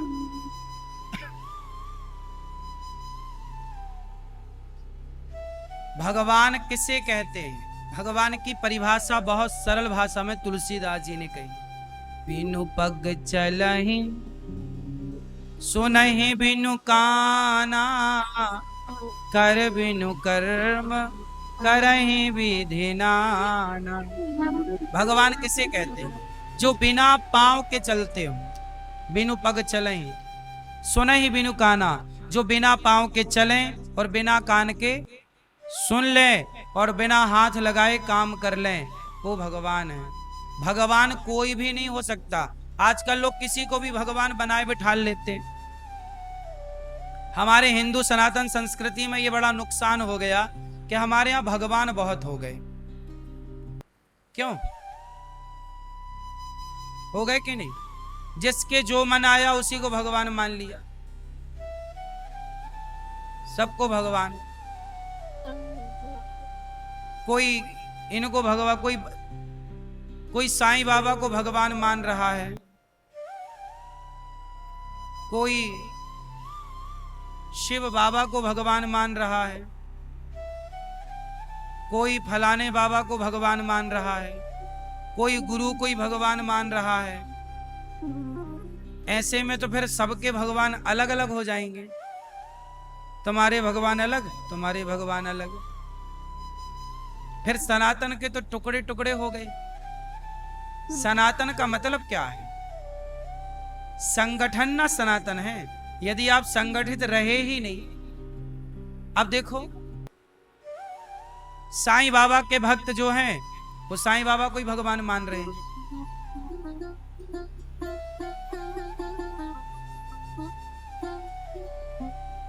ब्रह्म कुमारी वाले, उनके अलग ही भगवान हैं शिव बाबा। उनके अपने, सबने अपने अपने भगवान लॉन्च कर दिए, सबके अपने अपने भगवान हैं। लेकिन आपको एक बात बताएं कि भगवान एक है, एक। उन एक का नाम है भगवान श्रीमन नारायण। वही नारायण जरूरत पड़ने पर राम बनकर आ जाते हैं, कृष्ण बनकर आ जाते हैं, नरसिंह बनकर आ जाते हैं, वामन बनकर आ जाते हैं। तो भगवान एक है, एक ब्रह्म, एको ब्रह्म द्वितीयो नास्ति। अब ऐसे तो फिर देखो, आज साईं बाबा को कोई ने भगवान मान लिया, कल कोई दूसरा बाबा आएगा उसे भगवान मान लिया जाएगा, फिर तीसरा बाबा आएगा उसे भगवान मान लिया जाएगा, फिर तो ऐसे ढेर भगवान हो जाएंगे। इसलिए भगवान किसे कहते हैं, ये परिभाषा हमने आपको इसलिए पूछी कि आपको पता होनी चाहिए, डेफिनेशन तो पता हो, कि हमें ये तो पता हो कि भाई कहते किसे हैं। जैसे कोई भी प्रधानमंत्री हो सकता है क्या इस देश में? लिख, आप भी अपने घर के बाहर लिख लो नेम प्लेट पर, प्रधानमंत्री जी का आवास। आप भी लिख लो प्रधान, आप भी बन जाओ प्रधानमंत्री। क्या इस देश में प्रधानमंत्री बन जाना लीगल है? मतलब कोई दूसरा बन जाए तो उसे बंदी बना लिया जाएगा कि नहीं? फर्जी करार दे दिया जाएगा, 420 का केस लग जाएगा। भाई तुम प्रधानमंत्री कैसे हो गए? कोई भी प्रधानमंत्री हो सकता है क्या? अब कोई भी लिख जाए, कोई भी लिखने लग जाए जी मैं राष्ट्रपति हूं, सेना मेरी बात माने, मेरे आदेश का पालन हो, क्या कोई भी राष्ट्रपति हो सकता है? जब कोई भी राष्ट्रपति नहीं हो सकता, कोई भी प्रधानमंत्री नहीं हो सकता, प्रधानमंत्री एक ही हो सकता है, तो फिर भगवान भी एक ही तो है भैया। कोई भी भगवान कैसे हो सकता है? कोई भी भगवान कैसे हो सकता है ये बताओ। यदि सब भगवान हो गए, सब प्रधानमंत्री हो गए, तो फिर प्रधानमंत्री का मूल अर्थ क्या रह जाएगा? वैल्यू क्या रह जाएगी? कीमत क्या रह जाएगी? बोलो। इसलिए सब भगवान के भक्त हो सकते हैं। सोचिए शंकर जी कौन है? शंकर जी को भी हम सब भगवान कहते हैं, लेकिन शंकर जी से पूछा गया कि क्या आप भगवान हैं? तो शंकर जी ने मना कर दिया, बोले मैं भगवान नहीं हूं, मैं तो भगवान का। सोचिए शंकर जी क्या बने? हनुमान। और हनुमान जी की छाती फाड़ी गई तो कौन निकला? तो हनुमान जी कौन है? राम के। शंकर जी कौन है? प्रभु के भक्त हैं। सोचिए, सबको भगवान नहीं मान सकते ना। शंकर जी भगवान हैं, पर शंकर जी अपने को भगवान नहीं कह रहे हैं। हरि हरि और न भेदा, हरि और हर में कोई भेद नहीं है। शंकर जी और विष्णु में कोई भेद नहीं है। शंकर जी और नारायण में कोई भेद नहीं है। पर वो शंकर जी से पूछा जाए, जब भगवान श्री कृष्ण बनकर आए, भगवान नारायण ने अवतार लिया, तो भगवान शंकर बोले कि हे प्रभु, जब आप त्रेता में राम बने तब तो मैं हनुमान बन के आ गया, अब आप द्वापर में कृष्ण बने हो तो मैं क्या बनकर आऊं? तो भगवान कृष्ण बोले जो मन है बन जाओ। तब भगवान शंकर बांसुरी बनकर आए। ये जो कन्हैया के हाथ में बांसुरी है, ये साक्षात भगवान शंकर ही बांसुरी का अवतार लेकर प्रभु के पास। जब भगवान श्री कृष्ण रास रचाते हैं तो शंकर जी साड़ी पहन कर आते हैं। बोलो हाँ कि ना? फिर शंकर जी कहते हैं काशी में कोई मरता है तो उसकी मुक्ति होती है। अच्छा बताओ, मुक्ति देने की सामर्थ्य किसके पास? मोक्ष कौन दे सकता है? क्या इंद्र मोक्ष दे सकते हैं? इंद्र देवता है और देवताओं का पावर सीमित होता है। इंद्र कभी मोक्ष नहीं दे सकते। शनि देवता, कोई भी देवता मोक्ष नहीं दे सकता। इसलिए गोस्वामी जी क्या कह रहे हैं? और देवता चित्त न धरई। देवताओं को चित्त पर धरने की जरूरत। देवता ऐसे होते हैं कि जब तक इनकी पूजा करोगे तब तक ये खुश रहेंगे, और पूजा बंद कर दोगे तो ये दुष्परिणाम देने लग जाएंगे। कैसे? उदाहरण से समझो। भगवान श्री कृष्ण के पिता नंद बाबा हर साल इंद्र की पूजा करते थे। हर साल इंद्र की पूजा करते, पर एक साल भगवान श्री कृष्ण बोले कि इंद्र की पूजा ना करो, गिरिराज जी की पूजा करो। और जब भगवान श्री कृष्ण ने इंद्र की पूजा बंद कराई और गिरिराज जी की पूजा बंद कराई, तो इंद्र को आ गया गुस्सा। भाई इंद्र को यह तो सोचना चाहिए था कि हर साल हमारी पूजा करते आए हैं, इस साल नहीं किए तो कोई बात नहीं। तो इंद्र ने कहा कि ब्रजमंडल को डुबा दो, क्योंकि हमारी पूजा नहीं की। ये है देवता। देवताओं की जब पूजा करोगे तब खुश, और नहीं करोगे तो कहेंगे डुबा दो इनको। देवताओं के राजा ऐसे हैं तो देवता कैसे होंगे? इसलिए हमारे यहां देवताओं की पूजा भी नहीं होती ज्यादा। बात समझ में आ रही है? कुछ घुस रहा है कि नहीं? इसलिए हमारे यहां देवताओं की पूजा करोगे तो जिस देवता की पूजा करोगे वो प्रसन्न होगा। पूजा भूल गए तो फिर वो कहेगा हम तुम्हें डुबा देंगे। तब भगवान ने गोवर्धन उठाए और ब्रजवासियों की रक्षा की और इंद्र को ठिकाने लगाए भगवान। इसका मतलब यह है कि देवता स्वार्थी हैं, स्वार्थ लाग करें सब प्रीति। अच्छा भगवान कैसे हैं? भगवान की पूजा करो, और यदि आप पूजा नहीं करें तो क्या होगा? भगवान कहते हैं कि तुम हमारी पूजा करो, और यदि तुम भूल गए पूजा करना, कभी नहीं किए, तो भगवान ये याद रखते हैं किसने एक बार मेरी पूजा की है, इसके लिए मैं इस पर कृपा करने आया हूं। भगवान दयालु हैं। अजामिल इतना बड़ा पापी था, लेकिन उस पापी के मुख से जब एक बार नाम निकला धोखे से, मरते समय क्या बोला? नारायण।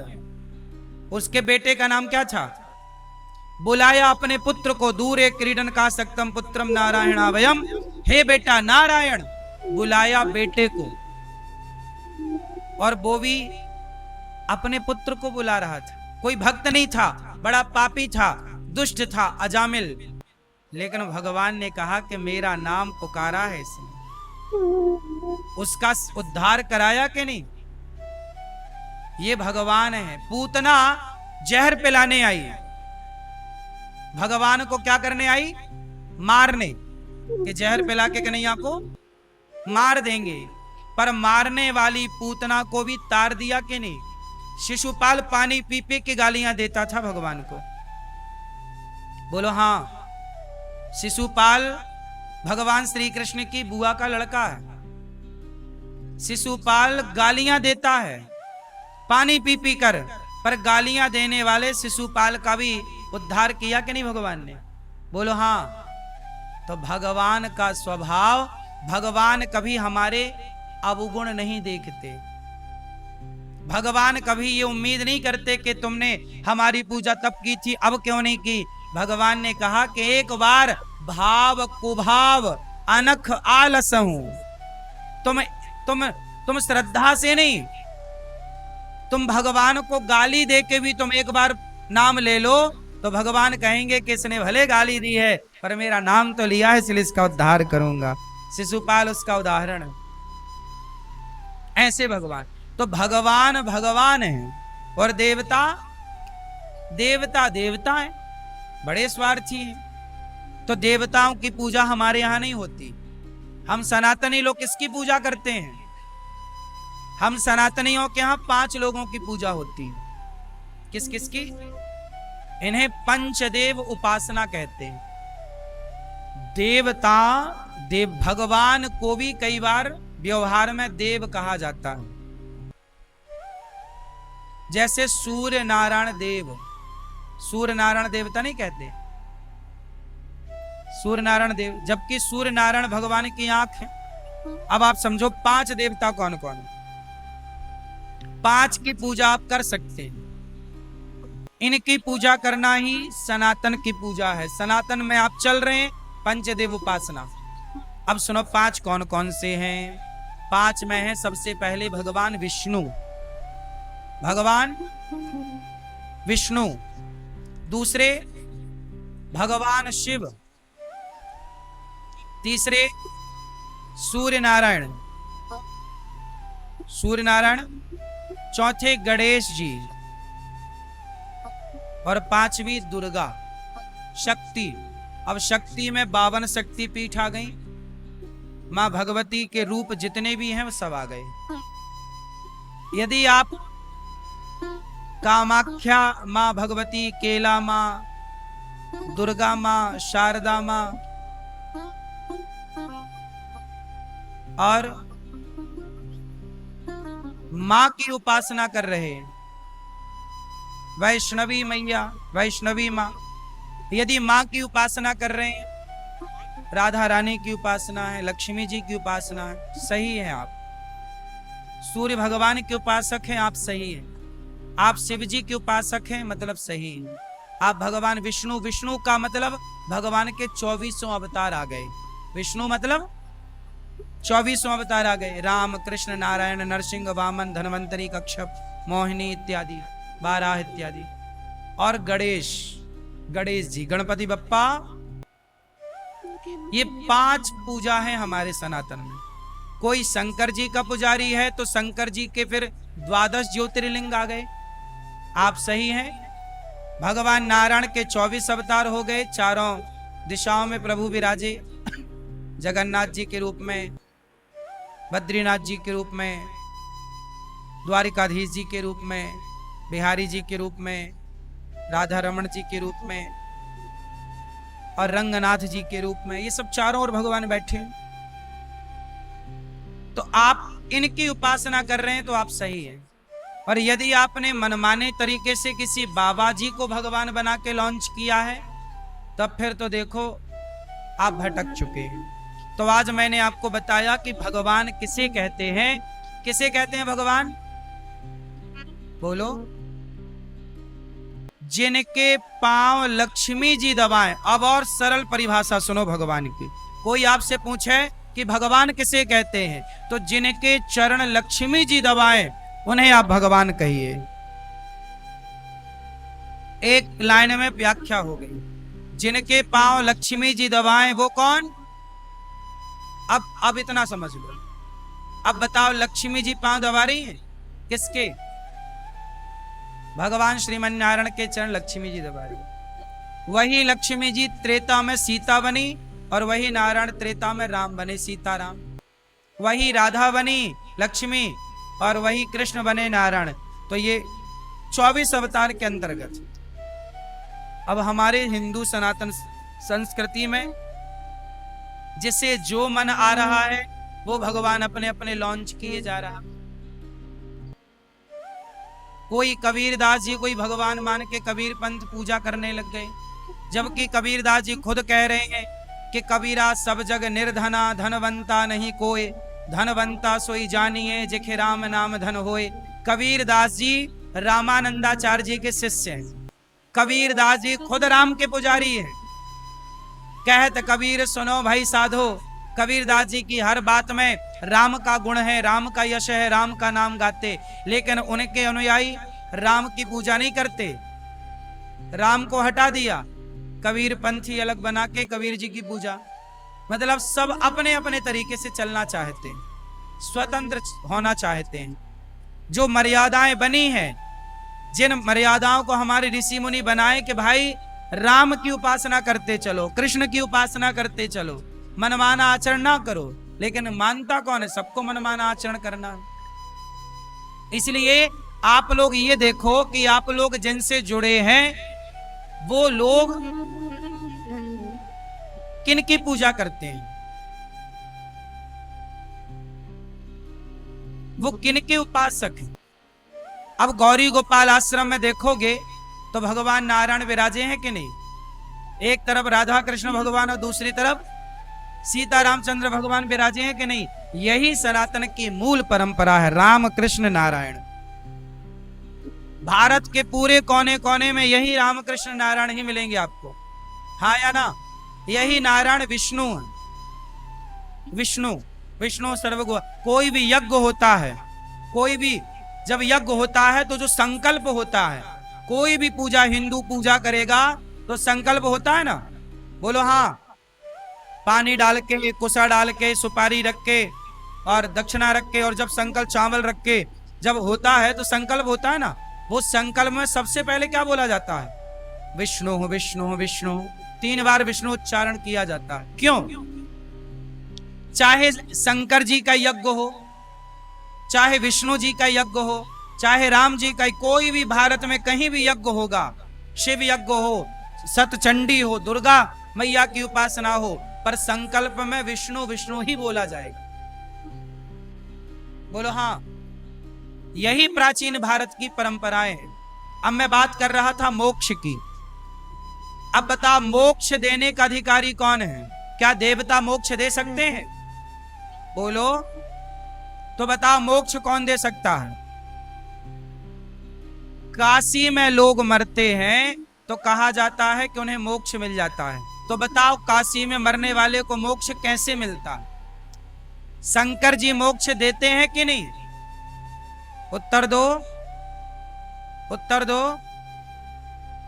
कैसे देते हैं शंकर जी मोक्ष? रामचरितमानस पढ़ते हो? मैया मैया भैया जा रहे हो? टाटा। गुस्सा तो नहीं हो गए? अच्छा बताओ, शंकर जी मोक्ष देते हैं तो किसके बल पर देते हैं? एक चौपाई बोल रहा हूं, ध्यान से सुनना, रामचरितमानस में लिखी है, पढ़ लेना। चौपाई बोल रहा हूं, अर्थ करना आप। जासु नाम बल, बोलो जासु नाम बल शंकर काशी, देत सबहि सम गति अविनाशी। अर्थ है जन्म जन्म मुनि जतन कराई, अंत राम कही आवत नाही। काशी में जब कोई मरता है तो कहते हैं कि शंकर जी उसके कान में आकर राम मंत्र बोलते। कौन सा मंत्र बोलते हैं? जब तक शंकर जी कान में राम मंत्र नहीं बोलते तब तक काशी में मरने वाले की मुक्ति, तो काशी में भी मरने वाला तब ही मुक्त होता है जब शिव की वाणी से राम का उच्चारण होता है। ये है। तो अब आपको एक क्लियर समझना है कि मोक्ष देने का अधिकार केवल भगवान श्रीमन नारायण का है। भगवान किसे कहते हैं? जो मोक्ष दे सके, जिनके चरण लक्ष्मी जी दबाएं, वो भगवान है। वो भगवान जो ब्रह्मा को प्रकट करते हैं। नारायण की नाभि से क्या निकला? क्या? कमल। कमल में कौन प्रकट हुआ? ब्रह्मा जी की भ्रकुटी से शिव जी प्रकट भये। भगवान नारायण ब्रह्मा विष्णु और महेश को प्रकट करते हैं भगवान नारायण। और भगवान नारायण सृष्टि को ब्रह्मा विष्णु महेश के हवाले करते हैं कि आप चलाओ। ऐसी तमाम सृष्टियां बनाना और बिगाड़ना ये भगवान नारायण का रोज का खेल है। मूल तत्व भगवान श्रीमन नारायण, वही शिव। शंकर जी के आराध्य कौन है? भगवान नारायण। इसलिए सनातनी लोग बड़े कंफ्यूज हो गए। हम ये सारी बातें इसलिए बताए कि आप लोग किसी को भी भगवान मान लेते हो। अब देखो ना, किसी के ने चार खील ठोक दी, एक हाथ में, एक दूसरे हाथ में और दो पांव में, तो लोगों को लगा ये भगवान है। बोले जिंदा है ये खील ठोकने के बाद भी? नहीं, हमारे, आप समझ रहे हैं, खील ठोकने के बाद भी जिंदा है। पर हमारे भीष्म पितामह के तो सैकड़ों खील ठुक गई आर पार, और फिर भी जिंदा है। भीष्म पितामह के बाणों से शरीर छलनी हो गया कि नहीं? फिर भी जिंदा थे। वो भीष्म पितामह सैकड़ों बाण चुभे हैं, आर पार है, फिर भी जिंदा है। हम उन्हें भी भगवान नहीं मानते, उन्हें भी भक्त मानते हैं, पितामह को। हमारे यहाँ भगवान सबको नहीं माना जाएगा कि चार खील ठोक गई भगवान। थोड़ा चमत्कार दिखा दो भगवान, चमत्कार। कोई ने जादू से दिया जला दिया, अरे ये तो भगवान है, देखो दिया जला दिए। ये तो जादूगर भी कर सकता है। और उस जमाने में तो कैमरा वैमरा भी नहीं था, तो जादूगरों को आप भगवान मान लोगे? फिर जादूगर तो तुम्हारे सामने एक लड़के को जाल में बांधता है और कपड़ा डालता, कपड़ा हटाता है तो जाल के अंदर कबूतर आ जाते हैं। मैंने खुद देखा जादू। तो आप क्या सोचोगे? यार तो भगवान है, आदमी को गायब कर दिया, कबूतर बना दिया। यदि तुम्हें जादूगरों को भगवान मानना है तो फिर तुम्हारे बहुत भगवान होंगे, फिर हर जादूगर भगवान है। हुआ यही, सनातन का नाम बिगाड़ कैसे हुआ कि यहां पर जो कला दिखाए जादूगर बन जाए, लोग उसी को भगवान मान लेते हैं। चमत्कार। अब बताओ, हनुमान जी पहाड़ उठा लेते हैं, एक हाथ से ना उठा के ले आए लक्ष्मण जी के लिए, समुद्र को छलांग मार के पार कर गए। हनुमान जी इतने बड़े हैं, सूर्य भगवान के शिष्य हैं, हनुमान जी जैसा बल किसके पास होगा? आज बताओ, किसके पास इतना बल है? किस बाबा, किस गुरु घंटाल के पास? किसी के पास नहीं है। लेकिन वो हनुमान जी को हम लोग क्या बोलते हैं? ये राम जी के, बोलो, भक्त हैं। भगवान की उपाधि, भगवान की तुलना तो हनुमान जी को भी नहीं मिली। बोलो, फिर सनातन समझो। ऐसे किसी को भी भगवान मान लेने से ना अपराध हो जाता। जैसे आप किसी को भी पति मान लो तो ये पुण्य है कि पाप है? अरे ये हमारा पति है, बहुत सुंदर है, आओ ये भी हमारा, ये भी हमारा पति, हाँ। ऐसे थोड़ी होता मेरी माँ कि जो मिला उसे पति मान, ये भी भगवान, ये भी भगवान, ये भी भगवान। क्यों? तुमने बाजार लगा ली। भगवान इतने सारे नहीं होते, एक तत्व है नारायण। उन्हीं को विष्णु कहते हैं, उन्हीं को राम कहते हैं, उन्हीं को कृष्ण कहते हैं। किस किस को समझ में आ गई बात? आई? क्या समझ में आया? मोक्ष देने का अधिकार किसके पास है? मुक्ति कौन दे सकता है? केवल भगवान श्रीमन नारायण। लक्ष्मी जी किसके पांव दबाती हैं? क्या और किसी के पांव दबा सकती हैं? फिर जब लक्ष्मी जी किसी और के पांव नहीं दबा सकती तो कोई और भगवान कैसे हो सकता भाई? हम सब शंकर जी, हनुमान जी क्या कहते हैं? शंकर जी राम को क्या मानते हैं? शंकर जी कहते हैं कि राम हमारे पिता हैं और सीता हमारी। जब शंकर जी हनुमान बने तो हनुमान जी ने सीता को क्या कहा? मां। बोलो हाँ कि ना? मैया, मैया तुम कहां चली? सीता मैया को माता बोलने? जा बोल के आओ जल्दी।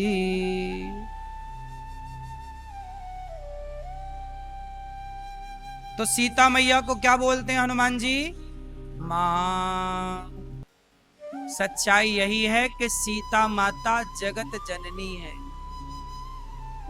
श्री राधा रानी ही जगत जन, वही जगत की, लक्ष्मी जी ही जगत की माता है और भगवान श्रीमन नारायण ही जगत के। अच्छा, आप बोलते हो मात पिता तुम मेरी, शरण गहूं मैं किसकी? स्वामी शरण गहूं मैं किसकी? तुम बिन और न दूजा, आश करूं मैं किसकी? ओम जय जगदीश हरे। ये जगदीश कौन है? ओम जय जगदीश। ये जगदीश कौन है? हाँ? जो जगत के ईश है वही जगदीश है। जगत के भगवान को जगदीश कहते हैं। तो जगत की ये आरती किसके लिए गाई जाती है? हैं? ये आरती भगवान विष्णु जी के लिए, भगवान नारायण के लिए। तो जगदीश वही है, उनके लिए ना बोला गया मात पिता तुम मेरी, शरण गहूं मैं किसकी? आपने शिव जी की आरती सुनी होगी, उसमें आया है, शिव जी की आरती जब आप गाते हैं ना,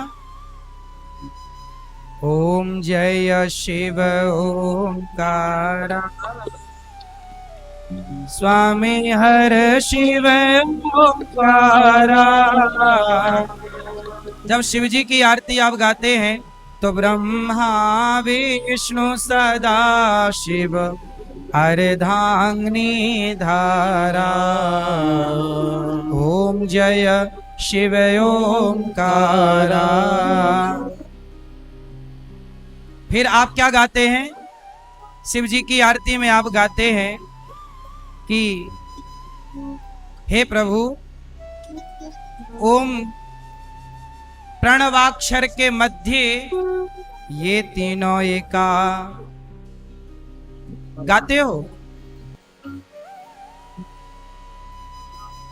आप गाते हो ब्रह्मा विष्णु सदा शिव जानत अविवेका स्वामी जानत विवेका प्रणवाक्षर के मध्य ओमकार ओमकार जो ओमकार है ना ओम प्रणवाक्षर के मध्य यह तीनों एका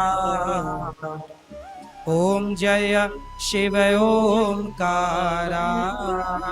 क्या अर्थ निकला? ब्रह्मा विष्णु सदा शिव जानत अविवेका। क्या मतलब हुआ? ये ब्रह्मा विष्णु महेश तीनों को लोग जानत अविवेका, मतलब जो अविवेकी जन है, मतलब जो मूर्ख लोग हैं, वो तीन मानते हैं। लिखा ना, जानत अविवेका। एक होता है विवेक, एक होता है अविवेक। बुद्धि होना विवेक है और बुद्धि ना होना अविवेक है। समझ रहे हैं? तो यहां क्या है? आप यहां गा ब्रह्मा विष्णु सदा शिव जानत अविवेका, मतलब मूर्खता के कारण लोग इन्हें तीन मानते, जबकि प्रणवाक्षर के मध्य, प्रणव क्या? ओम। ओम ओम हम लोग कोई भी मंत्र बोलते क्या बोलते हैं? ओम। ओम कितने अक्षरों से मिलकर बना है? ओम कितने अक्षर से मिलकर बना है? हैं? कितने अक्षर से? तीन। ओम का शुद्ध उच्चारण क्या है? ओम। आ बोलो, आ उ मा। अब तीनों को बोलना ओम ओम आ उ ओम। तीनों उच्चारण होने चाहिए, आ उ मा। आ बोलो, आ उ मा। तीनों को जोड़ा तो क्या उच्चारण बना? ओम ओम ओम। ये उच्चारण शुद्ध है, ओम। तो ये जो तीन है ना, तो प्रणवाक्षर के मध्य ये तीनों एका।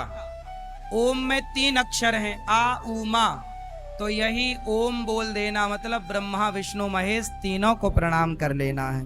तीनों समाये हैं प्रणव में, यही है ओम। इसलिए हमारे यहाँ ओम की बड़ी महिमा है। आप लोग कोई भी नया घर बनाते हो तो घर में स्वास्तिक भी बनाते हो, श्री भी बनाते हो और ओम भी बनाते हो। बोलो हाँ। हमारे हर मंदिरों में ओम है, ओमकार कहते हैं। हमारे यहाँ शिव जी 12 ज्योतिर्लिंग में नर्मदा जी के किनारे एक ज्योतिर्लिंग बैठे कहाँ है? ओमकारेश्वर में। एक पूरा पर्वत है ओम के आकार का।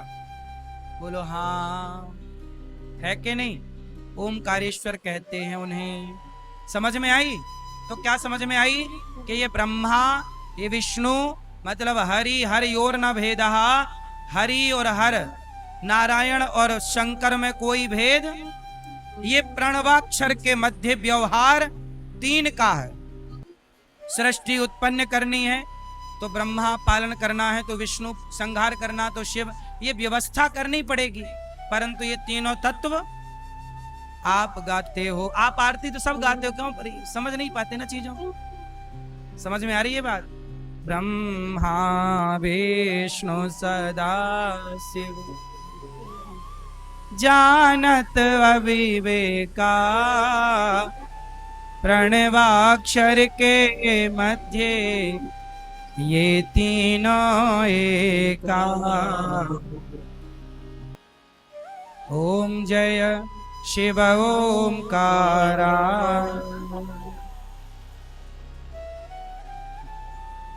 तो आप लोग समझो इन छोटी छोटी बातों को। छोटी छोटी बातों को ना समझने के कारण बहुत बड़ा कंफ्यूजन पैदा हो जाता सनातन में कि भाई भगवान, सनातन में तो इतने सारे भगवान हैं, ऐसा लोग मान लेते हैं अज्ञानवश।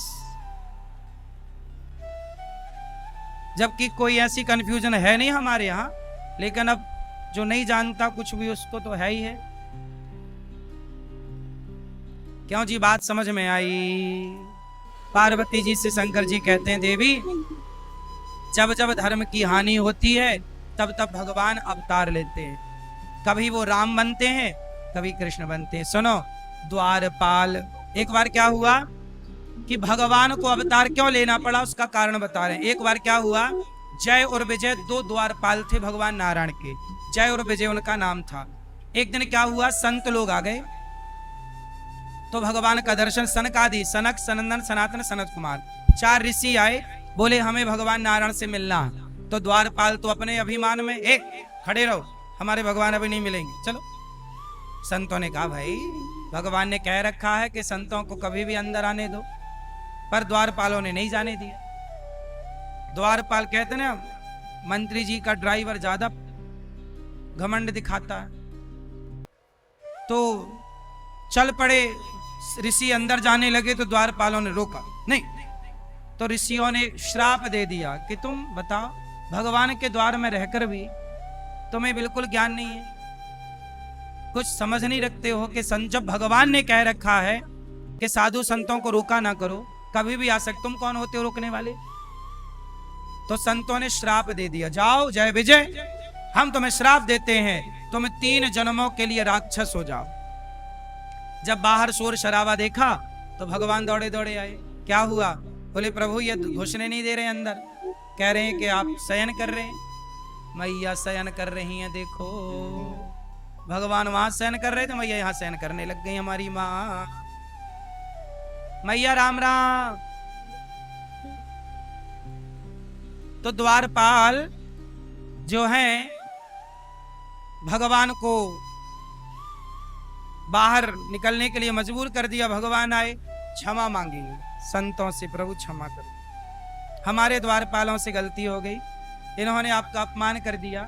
अब द्वारपाल चरणों में गिर पड़े, प्रभु हमें तो श्राप मिल गया, कह रहे हैं राक्षस बनोगे। भगवान बोले चिंता ना करो, तुम 3 बार राक्षस बनोगे तो तुम्हारे लिए हम 4 बार अवतार लेकर के आएंगे। वही राक्षस जय विजय राक्षस बने पहली बार, हिरण्याक्ष और हिरण्यकश्यपु। तो भगवान हिरण्यकश्यपु के लिए नरसिंह बने और हिरण्याक्ष के लिए वाराह अवतार लिया, तो 2 अवतार। फिर वही दूसरे जन्म में रावण कुंभकर्ण बने जय विजय, तो रावण कुंभकर्ण बने तो उनको मारने के लिए भगवान राम बने। फिर तीसरी बार द्वापर में वही जय विजय शिशुपाल और दंतवक्त्र बने, तो भगवान शिशुपाल और दंतवक्त्र को मारने के लिए कृष्ण अवतार लेकर के आए। तो ये भगवान जय विजय को श्राप मिला था संतों का राक्षस बनने का, उसी के कारण भगवान को अवतार ले लेकर के आना पड़ा। तो रावण के लिए भगवान को क्यों आना पड़ा? क्योंकि रावण कौन है? भगवान का भक्त ही है। ये पहले भगवान के द्वारपाल थे, फिर ये रावण कुंभकर्ण बने, तो ये भगवान के अपनी लीला थी। द्वारपाल हरि के प्रिय दो, जय अरु विजय जान सबको। विप्र श्राप ते दूनौ भाई, तामस असुर देह तिन पाई। ये सब राक्षस बने, राम जी ने फिर इनका उद्धार। तो एक बार राम को जय विजय के कारण प्रभु को राम बनकर आना, फिर एक बार कश्यप अदिति तहां पितु माता, दशरथ कौशल्या विख्याता। एक कल्प यही विधि अवतारा, चरित पवित्र किए संसारा। कश्यप और अदिति, एक बार कश्यप और अदिति माता ने तपस्या की, और यही कश्यप अदिति कौशल्या और दशरथ बने। इन्होंने भगवान से वरदान मांगा कि आप हमारे पुत्र बनकर आओ। तो भक्त यदि ये वरदान चाहता है, अच्छा एक काम करो, आप तपस्या करो घोर और कहो कि हे नारायण, हे प्रभु, हम आपको पुत्र रूप में चाहते हैं, तो बताओ भगवान को आपको पुत्र बन करके आना पड़ेगा कि नहीं? तो एक बार की पूरी लीला तुम्हारे लिए सेट करनी पड़ेगी। तो जो जो भक्त भगवान को इस रूप से पुकारे भजे, उनके लिए भगवान आए। तो कश्यप अदिति के लिए एक बार भगवान आए राम बनकर।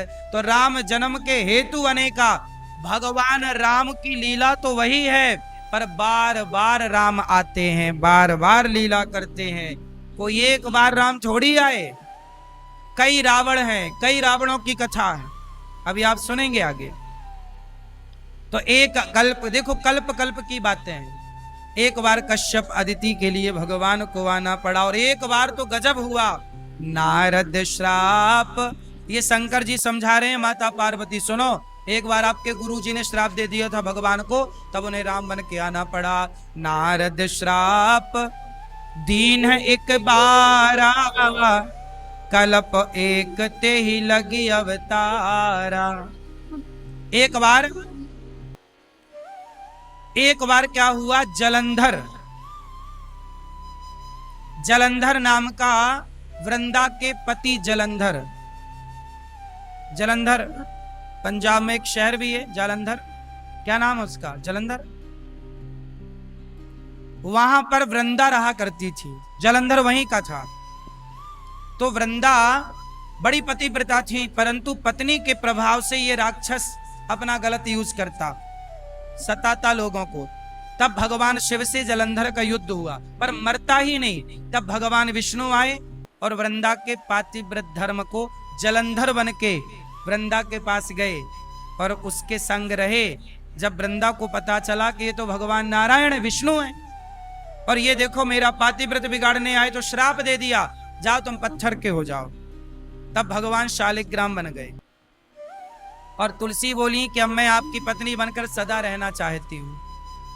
तो वही वृंदा तुलसी बनी, जो सदा शालिग्राम भगवान के ऊपर चढ़ी रहती है ना।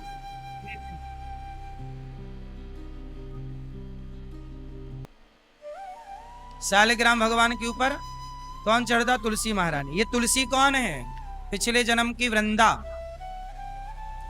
भगवान को श्राप दे दिया इन्होंने, जाओ पत्थर के हो जाओ, तब से शालिग्राम बन गए। तो शालिग्राम भगवान तुलसी के श्राप से बने, इसलिए सभी सनातनियों के घर में शालिग्राम भगवान तो होने ही चाहिए। शालिग्राम भगवान आपके घर में नहीं है, मतलब आपका घर घर नहीं। आपके घर में तुलसी नहीं है, शालिग्राम जी नहीं है, और गौ माता नहीं है, तो आपका घर शमशान है, वह घर घर नहीं है, हैं? गौ माता नहीं है, चलो होनी चाहिए, तुलसी तो होनी चाहिए, या तो तुलसी हो या तो शालिग्राम, तीनों हो तो बढ़िया है, पर तीन नहीं है तो कम से कम तुलसी और शालिग्राम जी तो हो। आजकल लोगों ने मंदिर में प्लास्टिक के भगवान जी रखने का युग प्रचलन चल रहा, फाइबर के भगवान, गोपाल जी फाइबर के, मैया है वो फाइबर के ठाकुर। अरे भगवान क्या हो गया तुम्हारी अक्कल को। जो मंदिर में पूजा की जाती है तो धातु के ठाकुर गोपाल जी होने चाहिए। धातु के होने चाहिए, अष्ट धातु हो या पीतल हो, सोना हो या चांदी हो। प्लास्टिक के भगवान मंदिर में नहीं। प्लास्टिक की कोई आकृति सुंदर है, आप तस्वीर है रख दो, दर्शन कर दो कहीं, मंदिर में नहीं। अब प्लास्टिक के भगवान है तो प्लास्टिक धो धो के पियोगे। गोपाल जी होने चाहिए। जो परंपरा है ना उन्हें ना बिगाड़ो। आज प्लास्टिक का युग है तो उन्हें भगवान भी प्लास्टिक के बना दिए। थोड़ा तो अक्कल हो, पर क्या करें। शालिग्राम जी होने चाहिए सबके घर, और शालिग्राम जी गंदगी से ही निकलते हैं। शालिग्राम जी जानते हो, शालिग्राम जी की पूजा पुरुषों को करनी चाहिए, गोपाल जी की पूजा स्त्रियों को करनी चाहिए। आप स्त्रियां सबकी पूजा कर सकती हैं, पर शालिग्राम जी की पूजा पुरुष करे। क्यों? क्योंकि तुलसी वृंदा माता ने कहा कि प्रभु आज से आप किसी स्त्री की पूजा स्वीकार मत करिए। तुलसी ने यह वरदान मांग लिया कि हे प्रभु आप किसी स्त्री की पूजा को स्वीकार ना करिए। इसलिए शालिग्राम भगवान, अब कोई स्त्री पूजा करे शालिग्राम जी की तो वो पाप नहीं है, पर भगवान उस पूजा को स्वीकार नहीं करते। इसमें भी तुलसी जी ने वृंदा ने वरदान मांग रखा है, क्योंकि तुलसी जी को लगता है कि आज ये हमारे पति हैं, कोई स्त्री इन्हें छुए और कहीं ये उनसे उनकी तरफ ना चले जाएं। तो जैसे आप लोग अपने पति को बचा के रखती हो पराई औरतों से, क्योंकि पड़ोसन बिल्कुल आंखें फाड़े बैठी है तुम्हारे पति को देखने के लिए, नहीं, ऐसे ही जैसे आप अपने पति को पराई स्त्री से बचा के रखती हो, ऐसे तुलसी माता भी अपने पति शालिग्राम जी को पराई स्त्री से बचा के रखना चाहती, इसलिए किसी स्त्री की पूजा स्वीकार नहीं है। इसलिए शालिग्राम जी की पूजा स्त्रियां नहीं करती, पर शालिग्राम जी होने सबके घर में चाहिए। पति करे, बेटा करे। अब प्रश्न खड़ा है कि किसी के बेटा भी ना हो, पति भी ना हो, और शालिग्राम जी तो फिर स्त्री ही ना करेगी। उस हालात मजबूरी में देखो फिर ठीक है, वरना कहीं मंदिर हो आसपास तो वो शालिग्राम जी आप मंदिर में दे सकते हैं। हाँ, समी का पेड़ तो हो, कोई दिक्कत नहीं। समी, तुलसी, बिल्व पत्र, इनका होना शुभ है। तो जलंधर रावण बन गया। अब ऐसे वृंदा को भगवान ने स्वीकार किया, जलंधर रावण बना। फिर उस जलंधर नाम के रावण को मारने के लिए राम को अवतार लेना पड़ा। ऐसे सोचो कितने रावण हैं। जय विजय रावण बने, जलंधर रावण बना। एक बार नारद जी का मन एक स्त्री में चला गया, तो शिवगण को नारद जी ने श्राप दिया, वो शिवगण जाके रावण बने। ये कथा हम आपको सुनाएंगे कल विस्तार से, कि एक बार नारद जी का भी मन हुआ कि मैं विवाह कर लूं। नारद जी भी विवाह करने का मन बनाए। फिर क्या क्या हुआ हम आपको सुनाएंगे। बस आपसे ये कहेंगे कि भगवान की हरि अनंत हरि कथा अनंता। तो भगवान ने जलंधर जब रावण हुआ तब जलंधर का उद्धार करने के लिए भगवान अवतार लेते हैं। नारद जी का मोह भंग किया भगवान ने, नारद जी पर कृपा की। इसके बाद एक और प्रताप भानु नाम का एक राजा, श्राप के कारण रावण हुआ और फिर रावण का उद्धार करने प्रभु आए। ऐसे अनेक अनेक चर्चाएं हैं भगवान के अवतार की। भगवान क्यों आते हैं? जब तब तब भगवान विविध अवतार लेते हैं और यहाँ पर लीला करते हैं आकर के। प्रिय भक्तों, जब जब धर्म की हानि किसे कहते हैं? मां नहीं मात, पिता नहीं देवा, साधुन सन करवा वही सेवा। कलयुग आएगा तो कलयुग में क्या होगा? मां नहीं मात। कलयुग के लोग अपने माँ बाप को नहीं मानते, माँ बाप की पूजा नहीं करते, माँ बाप का आदर नहीं करते, सम्मान नहीं करते। जब माँ बाप का आदर नहीं करोगे तो यही तो धर्म की हानि है। इसलिए खूब माँ बाप का आदर करो, माँ बाप की सेवा करो,